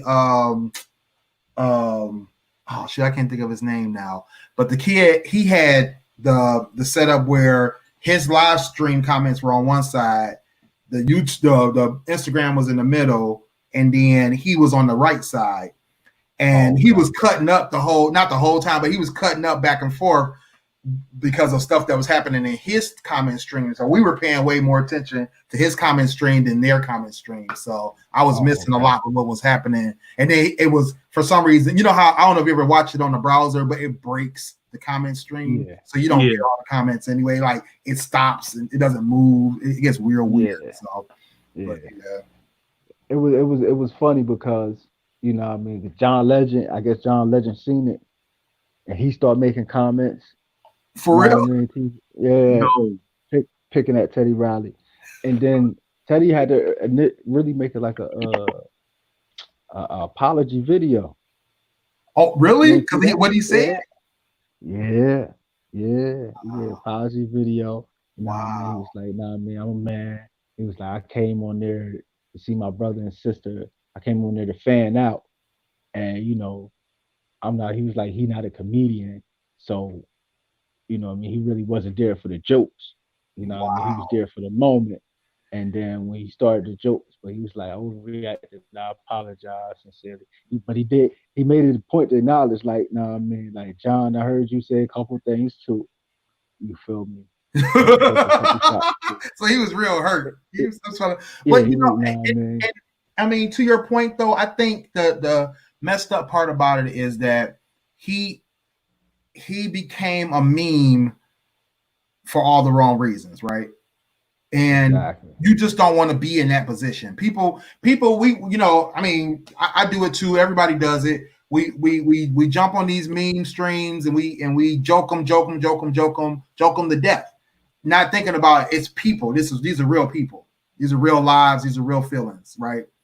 And I've seen interviews and comments from people who you see, you know, you see them in the classic memes, you know, them kind of people, you know, and they talk to those people later. They like, you know, what do you think about being a meme? And it's like they feel like their life is ruined, or they feel like they, you know, or they go through depression over it, or they, you know what I'm saying? It affects people mentally and psychologically, and it's sad because, you know, it's internet fame you didn't ask for.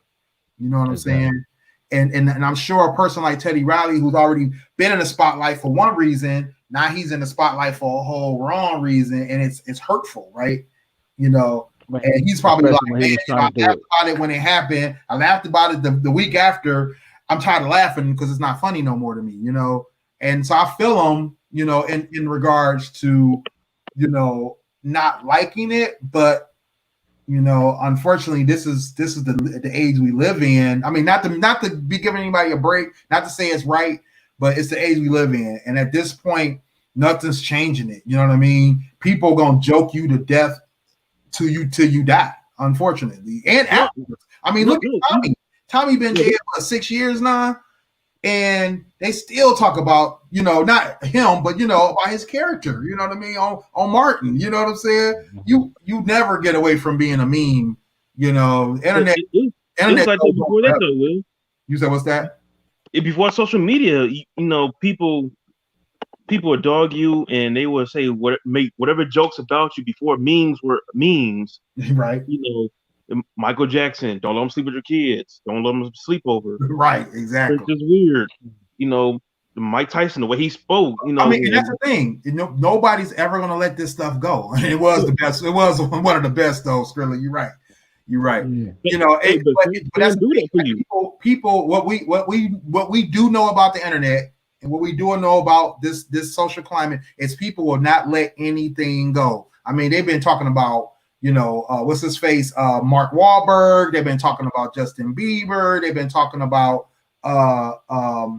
what's the girl Doja Cat. They've been talking about her stuff. They just got on Lil Nas X about him, something he did that he didn't want to admit to from 10 years ago. That kid's still a kid, and they still getting on him about stuff he did when he was a baby. It's like people do not let go of anything on the internet. It just lives on forever. You notice the internet is very petty, unrelenting, and unforgiving, and unforgiving and undefeated. So definitely you cannot defeat the internet. Yeah, you can't fight it. That's the one thing. You can't fight it.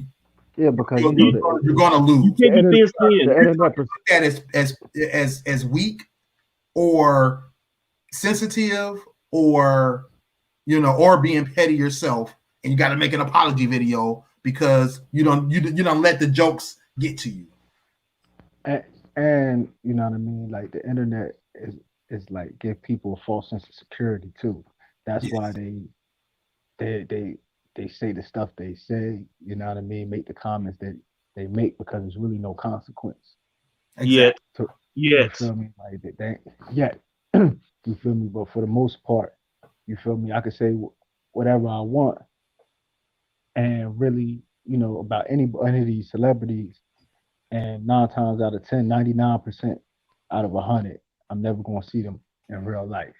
Right. You feel me? So that's what most of these people You know what I mean? So when you got that type of false sense of security, you feel me? You got to expect the people to roast you. You know what I mean? Especially, I know I feel for him because Teddy Riley, because I know he came with a positive spirit. Right. You know what I mean? Like even when you see him with Babyface, like he was the whole time he was trying to be real positive and real. You know what I mean? Like he kind of felt bad that happened. You know what I mean? He felt like he ruined the moment. So for it to keep lingering to after everything got right, they definitely had a dope one. You know what I mean? Yeah. So for that to be the only point that people keep harping on, like, you know what I mean? I can feel him snap at some point. I definitely don't blame him. I mean, it's hard being an internet meme. It's not easy. I'm sure it puts you through a bunch of different feelings, and emotions, and especially like you said, when he already felt bad that he basically felt like he ruined history, right? He probably felt that's how he felt. He's like, this is a historical moment and I blew it, right? I mean, I felt like that before. I mean, we've done a couple of shows where I literally was passed out and we missed the show because I was passed out. You know what I mean? And it's like, and the crazy thing is, it's something I shouldn't feel bad about, because obviously I needed to be asleep, not trying to do a show. And but I felt bad about it. I still do. You know what I mean? Still do, because I'm dedicated to this. This is something I want to do. This is something I want to happen and to work. And when you see something that you work so hard at and you blow it, it's one thing when somebody else blew it. Like when he was up there he was on their ass about his iPad battery dying and the echo and all the other stuff. But it's like when you feel like it was on you, that you were the one that messed up, it really hurts you, because you feel like better. Or you feel like you should have done better. When you invest emotion, perfectionist. I know that man is a perfectionist. I can guarantee you he's a perfectionist. Yeah, because when you invest your emotions into something, not just money, but emotions into whatever you do, that's your passion. You gonna take it a little bit more personally than you normally would if you just if it was just time wasted. Yeah. So I know he feels horrible, because I missed a couple of shows too. Like I know I got a text from Will a couple of days after I missed the show, like, "Hey, you okay? You was on the show yesterday?" Like, crap, I fell asleep. My body was telling me something. Sometimes you just gotta listen to your body. No doubt. Yeah. Let your body win. But Nelly deserves just an amount of criticism. If everybody going to kill Teddy Riley, you got to kill Nelly. No, right? Man, you give Nelly worse. You give Nelly the Michael Jordan meme. You know what killed me about that one? Nelly was having an amazing time though. He never broke stride. He never admitted defeat. He's just like, he in there dancing. His song started and then it ended. He's like, "Woo, that was an amazing song, wasn't it, bro?" And Ludacris sitting there like, I'm mad he didn't acknowledge the comments. I know he's seen the comments. He's real, and he kept going like he didn't see the comments. Like he didn't see none of them comments coming in telling him his internet was being streamed through a tin can. he had a tin can and some rope on one side, and Ludacris had fiber optics on the other. It's like, bro, what? Why is this so mismatched? He was like, it storms here. They were like, there's no storms here.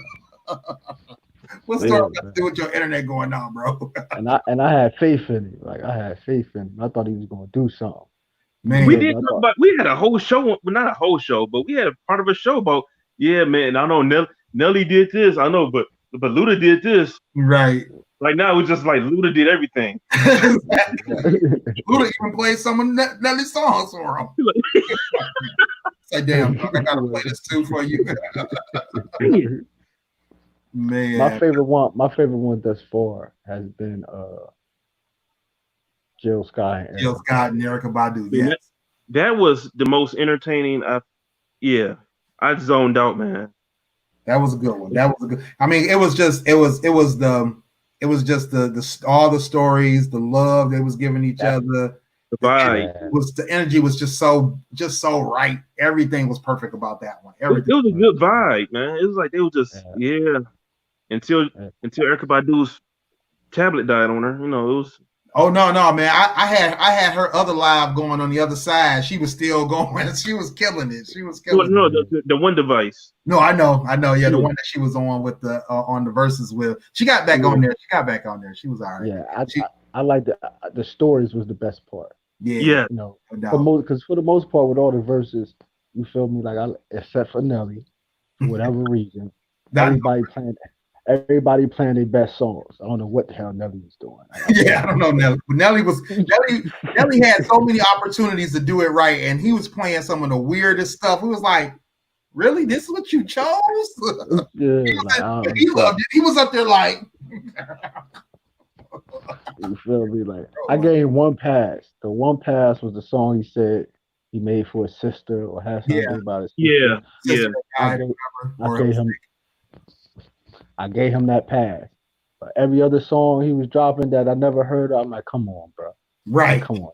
Like, come on. Like, nobody even heard of this. Chose these B-sides. B-sides. Some of them. I think CDs you flip over, Will. You can't flip CDs over no more. All right.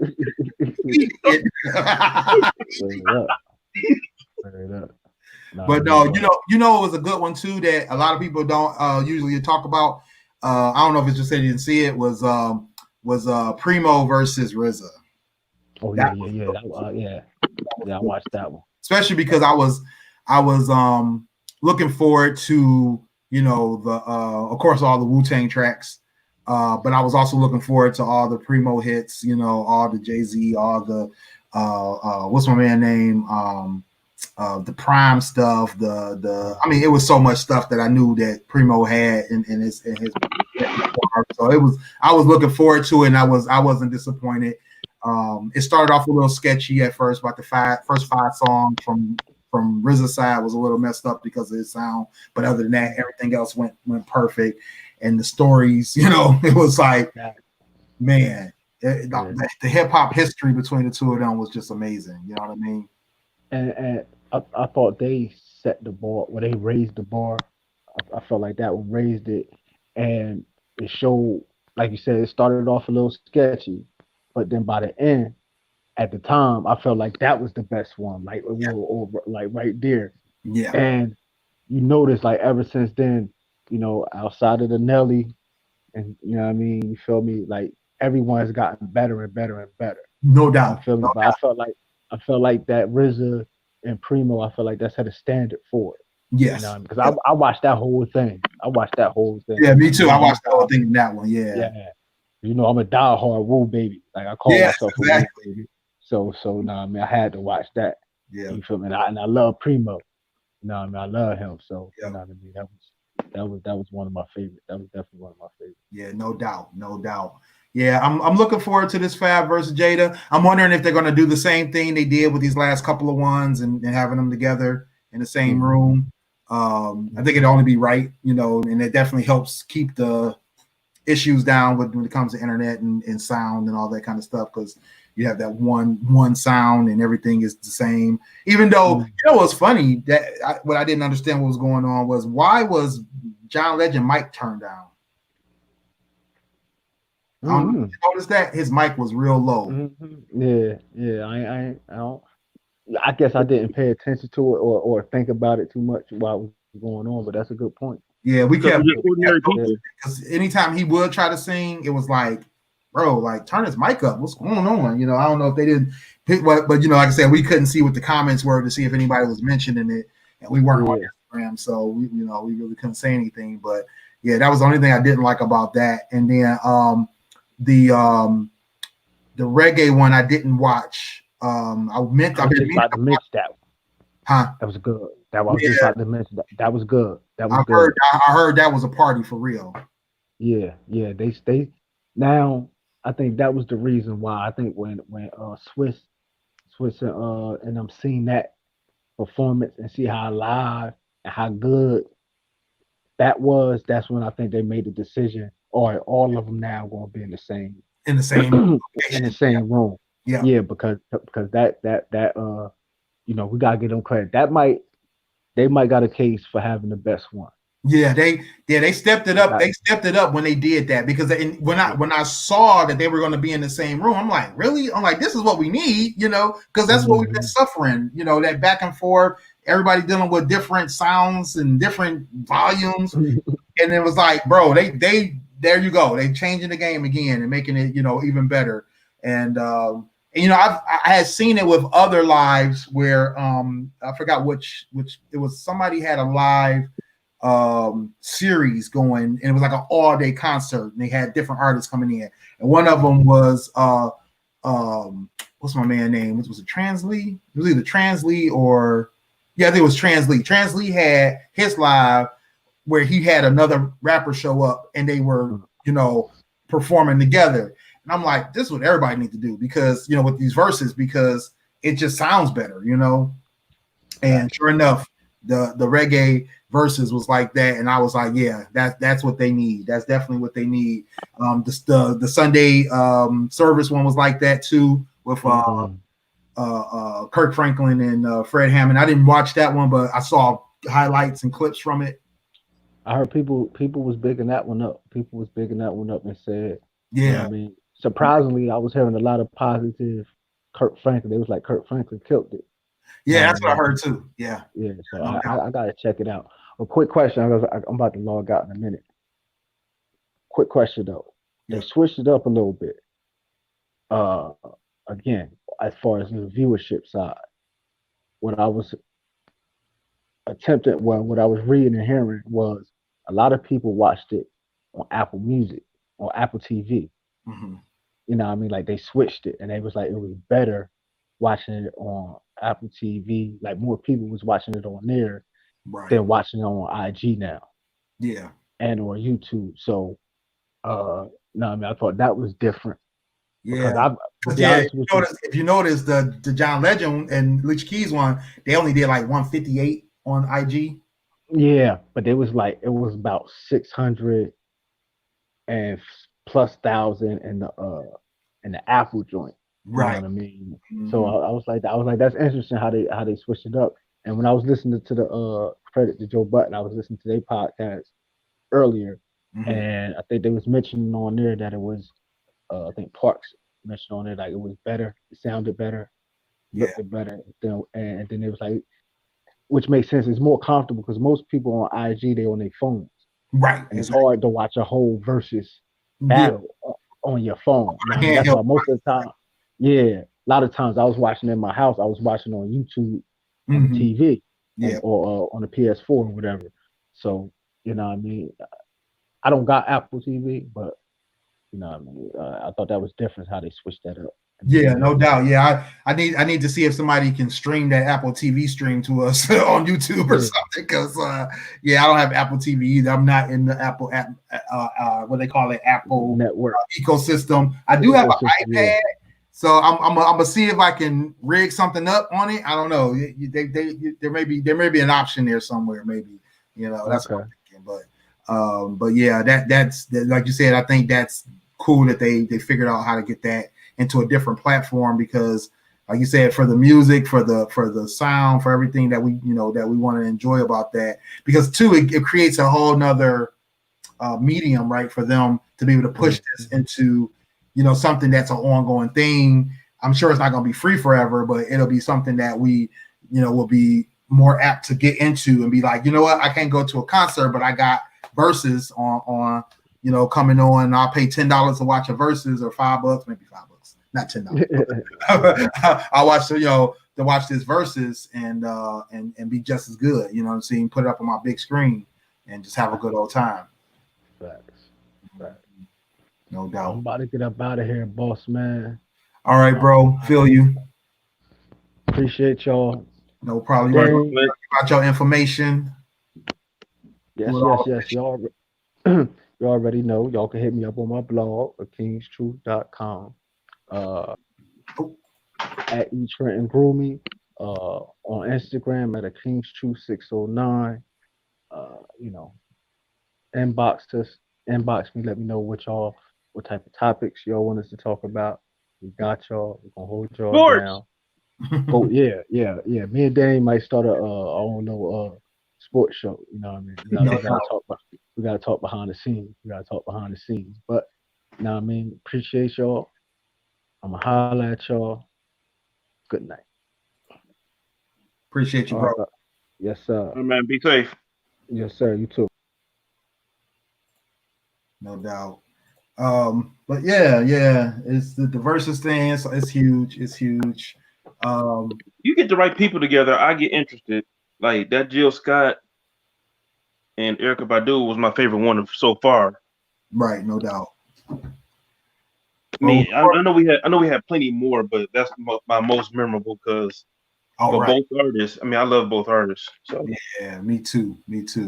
Before we bug out tonight, I wanted to talk about this meme that I saw today that I thought was hilarious. Where is it at?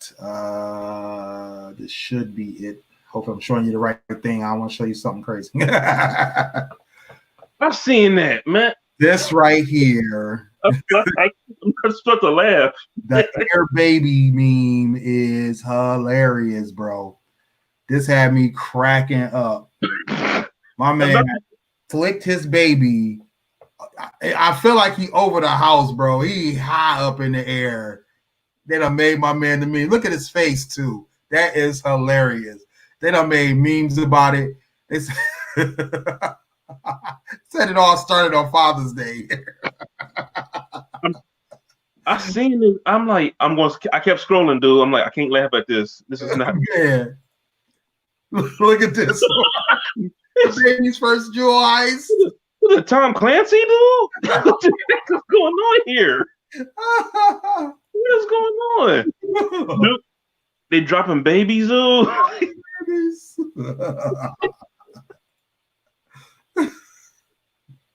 God's plan. Dog. That's my favorite right there. No, this is my favorite one. I need you to send that one to me. Man, and you know what's funny to me is like, you know, this is gonna be a meme for a while too. You know it's gonna be keep popping up. They're gonna find another way. Oh no, this one said that baby gonna come down wearing Bobby Smurder's hat.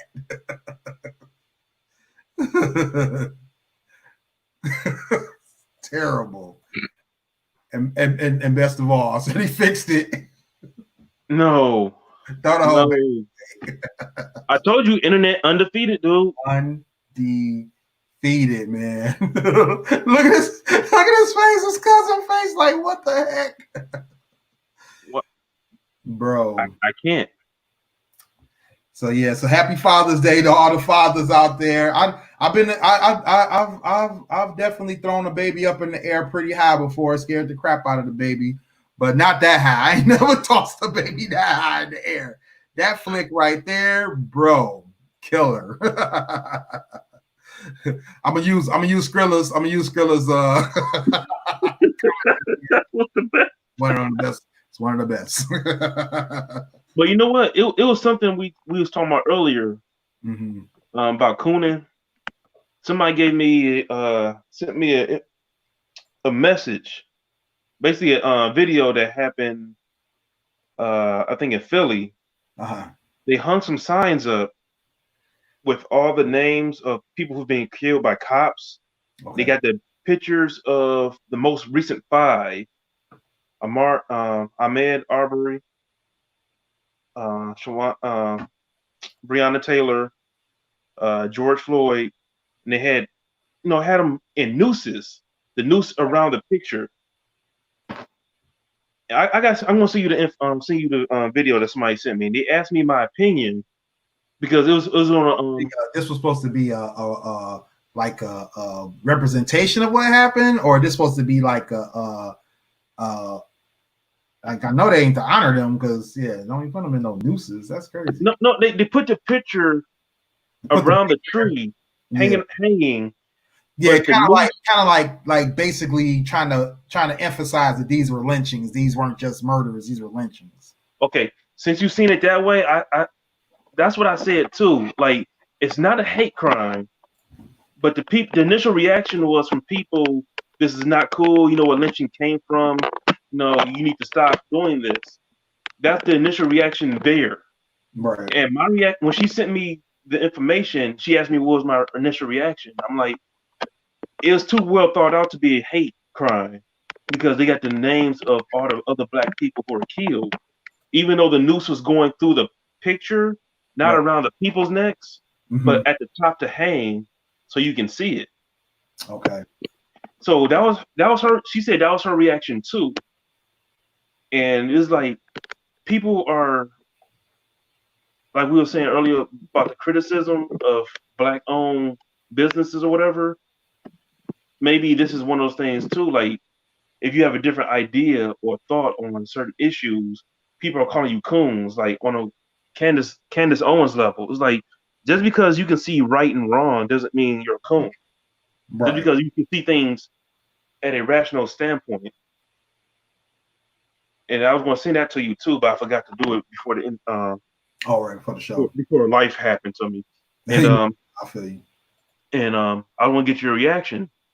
But that was her thought, was, you know, rational thinking, you know, sometimes can get you in trouble with your own people, being overly aggressive with being pro-black during this, especially this time of climate. Mm-hmm.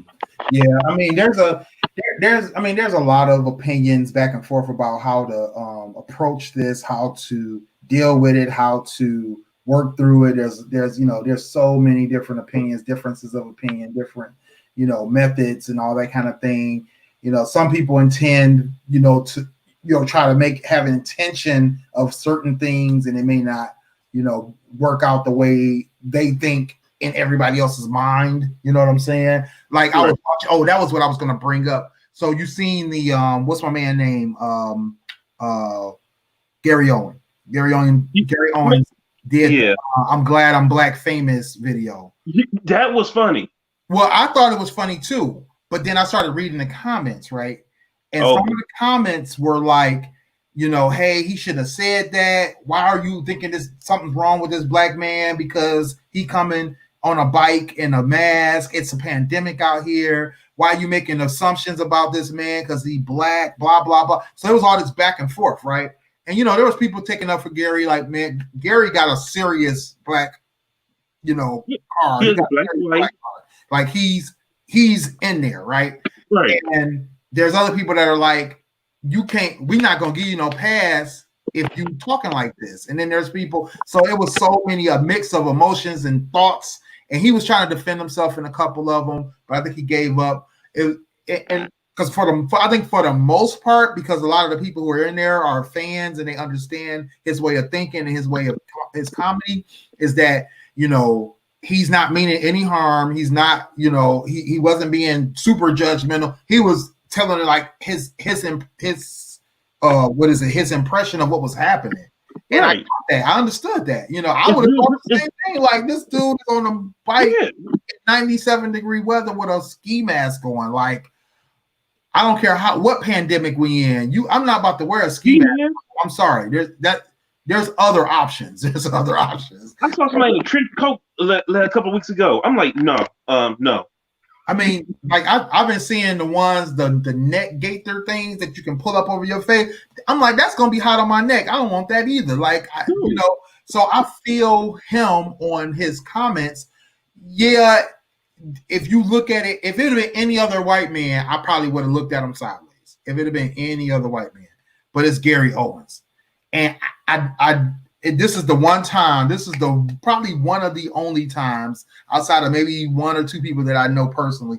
That's one of the only times I definitely didn't look at it sideways when he said what he said, because I know how he is, and I know that he's the type of person that's, you know, straight up just real. You know what I mean? He's not racist. He's not trying to appropriate all that extra stuff. The man is just who he is. He speaks his mind, but he's understanding of the fact of where he sits in this. Michael Rappaport. That's another one I would give a pass to. Yeah, Michael Rappaport.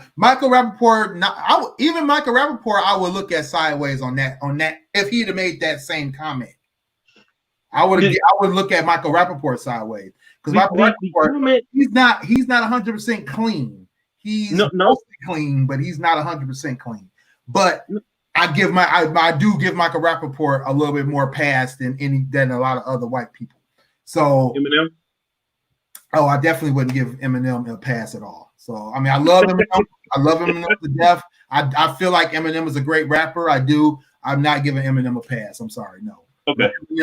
Eminem has ruined that. It's certain people that have ruined themselves in terms of I know they don't have a horrible record, but they do have a record, and it's like you've messed up in the past. So I can't give you a pass every time you say something. If you say something wrong, I have not heard him say anything wrong, and since the situation when he was a teenager. But I just don't doubt that there could be something there that if he said it, what I'm saying, if he said something crazy, if in the future Eminem decides to say something crazy, I'll be like, damn. Yeah. Not to say he racist, but that he would be racist, but that it was something there this whole time we just never saw. We never got to see it. But yeah, I just wouldn't think of that with Gary Owen, especially because of his forthrightness about the things that he talks about. You know what I mean? It's one thing when people try to hide things from you. That's how I kind of look at it. It's one thing when people try to hide things, right? But when you're forthright with things and you make the mistakes of saying things that people will sometimes question, but you do it in a way where it's like it's real life. Like it's like, let me put myself in the situation, because at this point I'm going to give you that benefit of the doubt that I'm going to put myself in that situation. And the situation he was describing, I would feel the man is wearing a ski mask in 97-degree weather and on a bike at the same time. It's not like he was walking in 97-degree. He was riding a bike. That is jarring. That's like you automatically have to look and see what the person's doing. Nothing to do with you being black, nothing to do with you being white or other. It's the fact that you got that combination going on. I'm going to look at you. So he looked at the guy, and then the guy took offense thinking it was just some random white guy and took it as racism, right? Or took it as a racist move. So he made the gesture of, I'm going to ride up on this dude and tell him I'm going to smack or did he say he was going to punch him or smack him? Did he say he was going to smack him, knock his head off or something crazy? He said, but he walked up to his personal vehicle too. And he rode up on his vehicle. So it's like, of course, now I am going to be in defense mode. I don't care what color you are. I'm going to be in defense mode now because you've threatened me. One, you threatened me because I looked at you. Two, you're in my personal space. So that's two threats at the same time. So it has nothing to do with your race. It has nothing to do with what you got on at this point. Now it's all about what you talking about. What's up? So I didn't find a problem with it. I didn't find a issue with it. And when he said that the guy recognized him, he is lucky he black famous, because what if the guy didn't recognize him because he's just some random? He would have got knocked out. I'm sorry, that was one of the funniest lines I've heard. And that's what I think he was recognizing. It's a very sensitive time right now. People are saying things and doing things that they normally wouldn't do. Out of anger, out of frustration, out of tiredness, out of everything else. And that's what I think some of the people, the naysayers, were missing. They're missing a point that he was trying to make. It's like, this is a sensitive time. And I got lucky, like the whole, like, if you watched 846 by Dave Chappelle, have you watched that? Dave Chappelle was on his 846 skit, and he was talking about, not skit, it's like he was laying out real life. No, that was a supposed stand-up. Yeah, right. But no, he turned into a nice little lecture. But on that thing, he talked about how the same cop that killed the kid in Ohio, Crawford, that killed Crawford, that same cop that I don't know how many days or weeks, a day, 1 day. One day let him off because he got recognized. He was white famous. He was lucky to be white famous. Yep. That the cop recognized him and gave him a pass, right? You know, yep. and not to say that the cop is innately racist or that the cop had racist tendencies going in, but the cop gave him a pass and didn't give Crawford an opportunity. You know what I'm saying? Just took him out. So it's that stretch that you live in, right? It's like, am I lucky enough that I'm this versus that? You know what I'm saying? And in this climate, did I get a pass because I'm black famous? And that's what he was pointing out. It's like, look, you know, had I been any other random dude that made that look and then wasn't realizing I was pissing this dude off, I would be getting my head knocked off right now. He'd probably be another meme like my remember White, the Hawkeye guy? Yeah. The one in Minneapolis with the bow and arrow. Right. Mm-hmm. Exactly. Yep. He'd be another one of those. Like exactly. It was 8 of them. It felt like 8 of them. But yeah, I mean, I think it was innocent, you know, it was real. It was just being real and being, you know, just thinking about his scenario, his situation rather, because it was basically in my opinion, he basically said the same exact thing that Dave Chappelle did, just in a different way. Same exact. Except the roles were reversed. Not a cop, civilian, one black guy, one white guy, and their situations were totally different. I mean, similar but different. Right. So, I mean, and just the way he explained it just made it, you know, I mean, I didn't have a problem with the way he explained it. I felt like he explained the best he could. I mean, how else is he going to explain it? You know, he was lucky he was black famous, yeah. Right. And then recognizing his black privilege. He had black privilege at that point, you know. Pretty much. So I don't know. I was fine with it. Now on the flip side, what the heck? I don't know what I just been doing this whole time. I guess talking with my hands. My watch just went off and said workout detected. So on the flip side, though, I'm gonna keep moving my arm because now that I got this workout going, you know. But on the flip side, did you see the latest Karen incident with the guy, the Carlos guy, that was the Postmates driver? No. So this Postmates driver gets out of his car. This is how the video starts. He gets out of his car. Or this is how the video on Shade Room starts. He gets out of his car. He approaches this lady with his camera, you know, explaining to her that she cut him off and she, you know, acted a fool with him. And so she goes into full-blown white fragility mode where she starts crying. She starts freaking out. She's trying to touch the camera, grab the camera. He's like, don't touch me. You know, you tripping. What's wrong with you? So she's freaking out, like, you know, going into a Karen mode, right? And so he immediately got the call calling her Karen. So she freaked out on that. So then it turns out he's followed her home, pulled up in her driveway behind her. It's an apartment complex, but it's her house. And he pulls up right behind her, and he's like, "This is where she lives. This is her license plate, blah, blah, blah." So she's down on the ground. She's crying, cowering over her license plate, trying to protect her license plate. And, you know, people are on the comments are going in like, "Oh my God, I can't believe her. She's acting a fool. And she deserves this. She deserves that." But then I'm looking at the video and I'm realizing there's something about this video ain't right to me. And I go to his page. He's a comedian. He's a podcaster, Carlos something.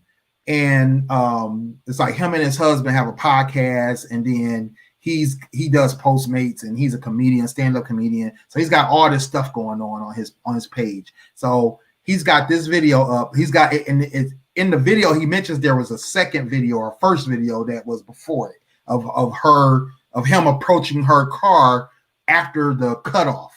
He said she cut him off. But in the video, in the long form video on his page, he explains what happened. It turns out he jumped in front of her first. She went into road rage mode, and cut him off, brake checked him, and then flipped him off. So my thing is, bro, that happens every day. It has nothing to do with race. Nothing. You cut her off. It's called road rage. Making this woman a Karen off of road rage is a bit much. Now, he also claimed she called him the N-word. Not sure how that fit into the picture. He made no mention of that during the short form video. Or he might have made a mention of it once. But his biggest thing was she cut me off. She cut me off. She cut me off. He kept saying it over and over and over again. She cut me off. And I'm like to myself, you followed her home. You are attacking her. If you're at her house, you literally followed her home. He claims she followed him at some point. I don't know how she cut him off and then followed him. I don't know. He was weird. It was real weird. The whole situation sounded like some clout chasing to me. Like he literally made this video to get likes and views. Like I was disgusted by the whole situation because it waters down the movement. It waters down the situation. It makes it look like we just trying to implicate anybody, which I mean, it happens to us, right? But we shouldn't stoop to that level where we're implicating every Karen. I mean, every white woman and making her a Karen and then trying to ruin her life. That's not right. Sadly, this falls upon the comments that Giuliani had just put out about the Black Lives Movement being extra. They're coming for your homes, and have you seen that? No, I don't listen to anything Giuliani says. He's usually lying. But this one, it was a far-fetched. She was on Fox News talking about how Black Lives Matter. You have to look it up. It's latest within the last 48 hours. One of his comments. Right. How about they're trying to go for your homes, your jobs. They're going for everything, basically. Right. So this is not helping the situation on Black Lives Matter movement, because now we're not everybody's a Karen. Even though the last one I saw was a mixed couple, if you want to be completely incorrect. They were in the park with their child, and this woman came out of nowhere and wanted to break them up, like break up what they're doing. This is a public park. You can't do this, trying to pick up all their stuff. And she's trying to knock the phone out his hand. And this is like in front of their child. It's like you making this be a bigger thing than it have to be. Why are people going out their way to interrupt what we're doing anyway? Why don't they mind their own business? Right. It's like that's one thing we learn as Black kids. Mind your business. I think Kevin on stage said it first. And he's, it was actually right. Like, mind your business. Like, that's the first thing we learned. I think those Karens didn't learn that at an early age. Like, don't look over there. Mind your business. Don't concern you. Yeah. But yeah, I mean, I just feel like we can't jump on every case without knowing or understanding the reasons behind it. You know what I mean? Yeah, the context. That was one. I'm just not behind that whole. I mean, and then he was supposed to be doing Postmates anyway. Like, why are you at this woman's house? Go do your Postmates and quit tripping, bro. Like you doing all this for what? For Instagram, to get Instagram famous? Like, he wanted to be on Shade Room so bad that he had to cut up like this and try to pseudo ruin this woman's life over something that people do all day, every day. I just felt like it was too much. He was just being overly dramatic, like super dramatic about getting cut off. He made the point in the long video, I think a couple of times, that she called him the N-word, but he was not concerned with that. His concern was she cut him off, even though he was the first one to cut her off. He was like, maybe I didn't turn my blinker on fast enough, but that road up there where you're supposed to merge over, I merged over. I'm like, that sounds like you weren't paying attention. You cut that woman off, and so she decided to cut you off back. Everybody does, not everybody, but a lot of people do that, where they get mad, They want to jump in front of you because you jumped in front of them. I've done that before. So you gonna make me a Karen too? Cause I cut you off? Like, bro, don't follow me to my house. You're getting shot.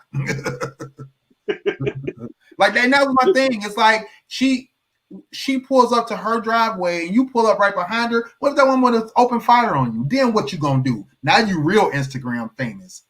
And the cops gonna be like, oh, well, she had probable cause, you know, and they like, oh, she had again. That's what they gonna say, and now you're gonna be a whole different type of Instagram famous because you want to get your 15 minutes in. And you know what? It was just we got people too much. We got people out here working for real, getting spat on. I know you hear about the FedEx driver getting spat on. Yeah. Mm-hmm. Then another delivery driver. Now he was a situation that I was mad because he was so upset. And he was upset, you know, because he was emotionally charged by that, you know, because he's like, you know, I'm just trying to do my job and this person spits on me. And people were in the comments calling him a baby, calling him weak, calling him this. I'm like, bro, this grown man got spit on. I would be mad too. I would be upset. I would be totally just pissed off. Like, I understood. I felt that, brother. You know, I empathize. Like, nobody about to spit on me without me being ready to kill somebody. Two, you know, you just trying to do your job and somebody spit on you over some BS. Like, bro, no. You know, and yeah, him putting it on video and putting it on the internet may not have been his best look, but it wasn't like it was bad. It wasn't like he was, you know what I'm saying? Like it's a situation where you understand the anger and the frustration and you know, that's not something that happens every day. So right. For people, you know, calling him weak and calling him a baby and all this other stuff, talking about girl pair, it was ridiculous stuff. And this is women telling him that, women saying this. But you know what? You don't know what your reaction is going to be if you're ever in a situation out point blank. Right. It could be, you know, everybody's reaction is different. I'm surprised he had to get composure not to retaliate where he's another statistic for the cops to go after. Right. So kudos to him for having restraint, for one. Right. I'm saying that's what I was thinking too. Is like maybe he didn't do anything because it's his job. You know, he didn't want to lose his job. He probably wasn't thinking, you know, oh, I got to get my revenge. He's thinking like I gotta hold myself back because I need this job or his life. The fact that I mean, who knows? I forgot even how the situation happened, how he got spit on in terms of where the person was, how they interacted, and how they, you know what I mean? So he might not have had an opportunity to do anything other than, you know, go in the car and get upset about it. But you know what I'm saying? But I just think that it's sad that people can't understand that this brother was upset because of what had happened to him. Right. Then another situation, I'm not sure if you know about the driver. He was making a delivery to somebody's house, and a homeowner's leader or associated leader or whatever blocked him in the complex where he can't move his truck. And he was in the truck. Wow. Yeah. I sent you that one. Never mind. It's not worth it. But, you know, he blocked him in. The homeowners association guy just blocked him in a complex where he couldn't, like, I'm asking, what are you doing? What are you doing here? Like, I need a key to this is a private property, right? Homeowners association. You need to know the code to get in the gate, right? So I got in the gate somehow. So I made my delivery. But what house did you make the delivery to? I don't have to tell you that. Is that not supposed to tell you that? Like that's private information. I'm like, yeah. I got in the way I was supposed to get in. Made my delivery. Now I'm about to leave. But where are you going? I mean, like, where are you coming from? Like, dude, just leave me alone. Right. Mind your business. Yeah, mind your business. Don't know how to mind their business. That's true. That's the problem. Yeah. Oh man, it's crazy. Let's go ahead and wrap it up. I need to get up early in the morning. Yeah, me too. I appreciate you showing up, bro. Appreciate you coming out. Yes, sir. Everybody that's watching, definitely check out the whole show if you can. I'm also going to be doing some what we're going to call GFT bites. I'm going to be making some short form videos of some of our conversations, some of our topics, basically highlights, of some of our longer topics, and or chopped up versions of these quarantine and chill shows where it's just specific topics that we talked about that were hot or that were trending at the time. So definitely look out for that. Damon, as always, appreciate you. Y'all can check us out. Damon's always here. Big Dog's always here. Me, Clint, Sonny, we always here. Monday, Thursdays, 10 p.m. Eastern. I don't know what happened to my sister. She was supposed to show my little sister. She was supposed to show up tonight. Maybe we'll get her on Monday. And then if you're not watching, or if you can't check it out on Monday and Thursdays, make sure you check us out free on demand 24/7, Spotify, iHeartRadio, Stitcher, Google Play Music, Facebook, YouTube, iTunes, podcasts, as well as SoundCloud and Blog Talk Radio. And as always, get your merch. I'm in these tweets tonight. You can get the See Y'all in 7 Days. You can get the Protect Our Boys Like We Protect Our Girls. Any of those shirts plus more at teespring.com/store/GFT Radio. Or check out our website, GFTradioshow.com, or on your favorite social media sites, GFT_radio on Twitter and Instagram, or GFT Radio on Facebook. I am Willie Styles. Get at me at Willie Styles on IG, Twitter, TikTok. I'm all over the place as Willie Styles. Snapchat, they got me as Willie.Styles. I don't post, I just stalk. Visit me at stylesradio.com. Check out all my hottest tracks that I've been listening to for the past couple of weeks. Well, actually, you can go back in my archives and see everything I've been listening to back to like 2015, I think. So definitely check out stylesradio.com as well as williestyles.info for all my links. This is GFT Radio. Thank you for joining. Good night. Stay grown. Stay grown. Join the conversation.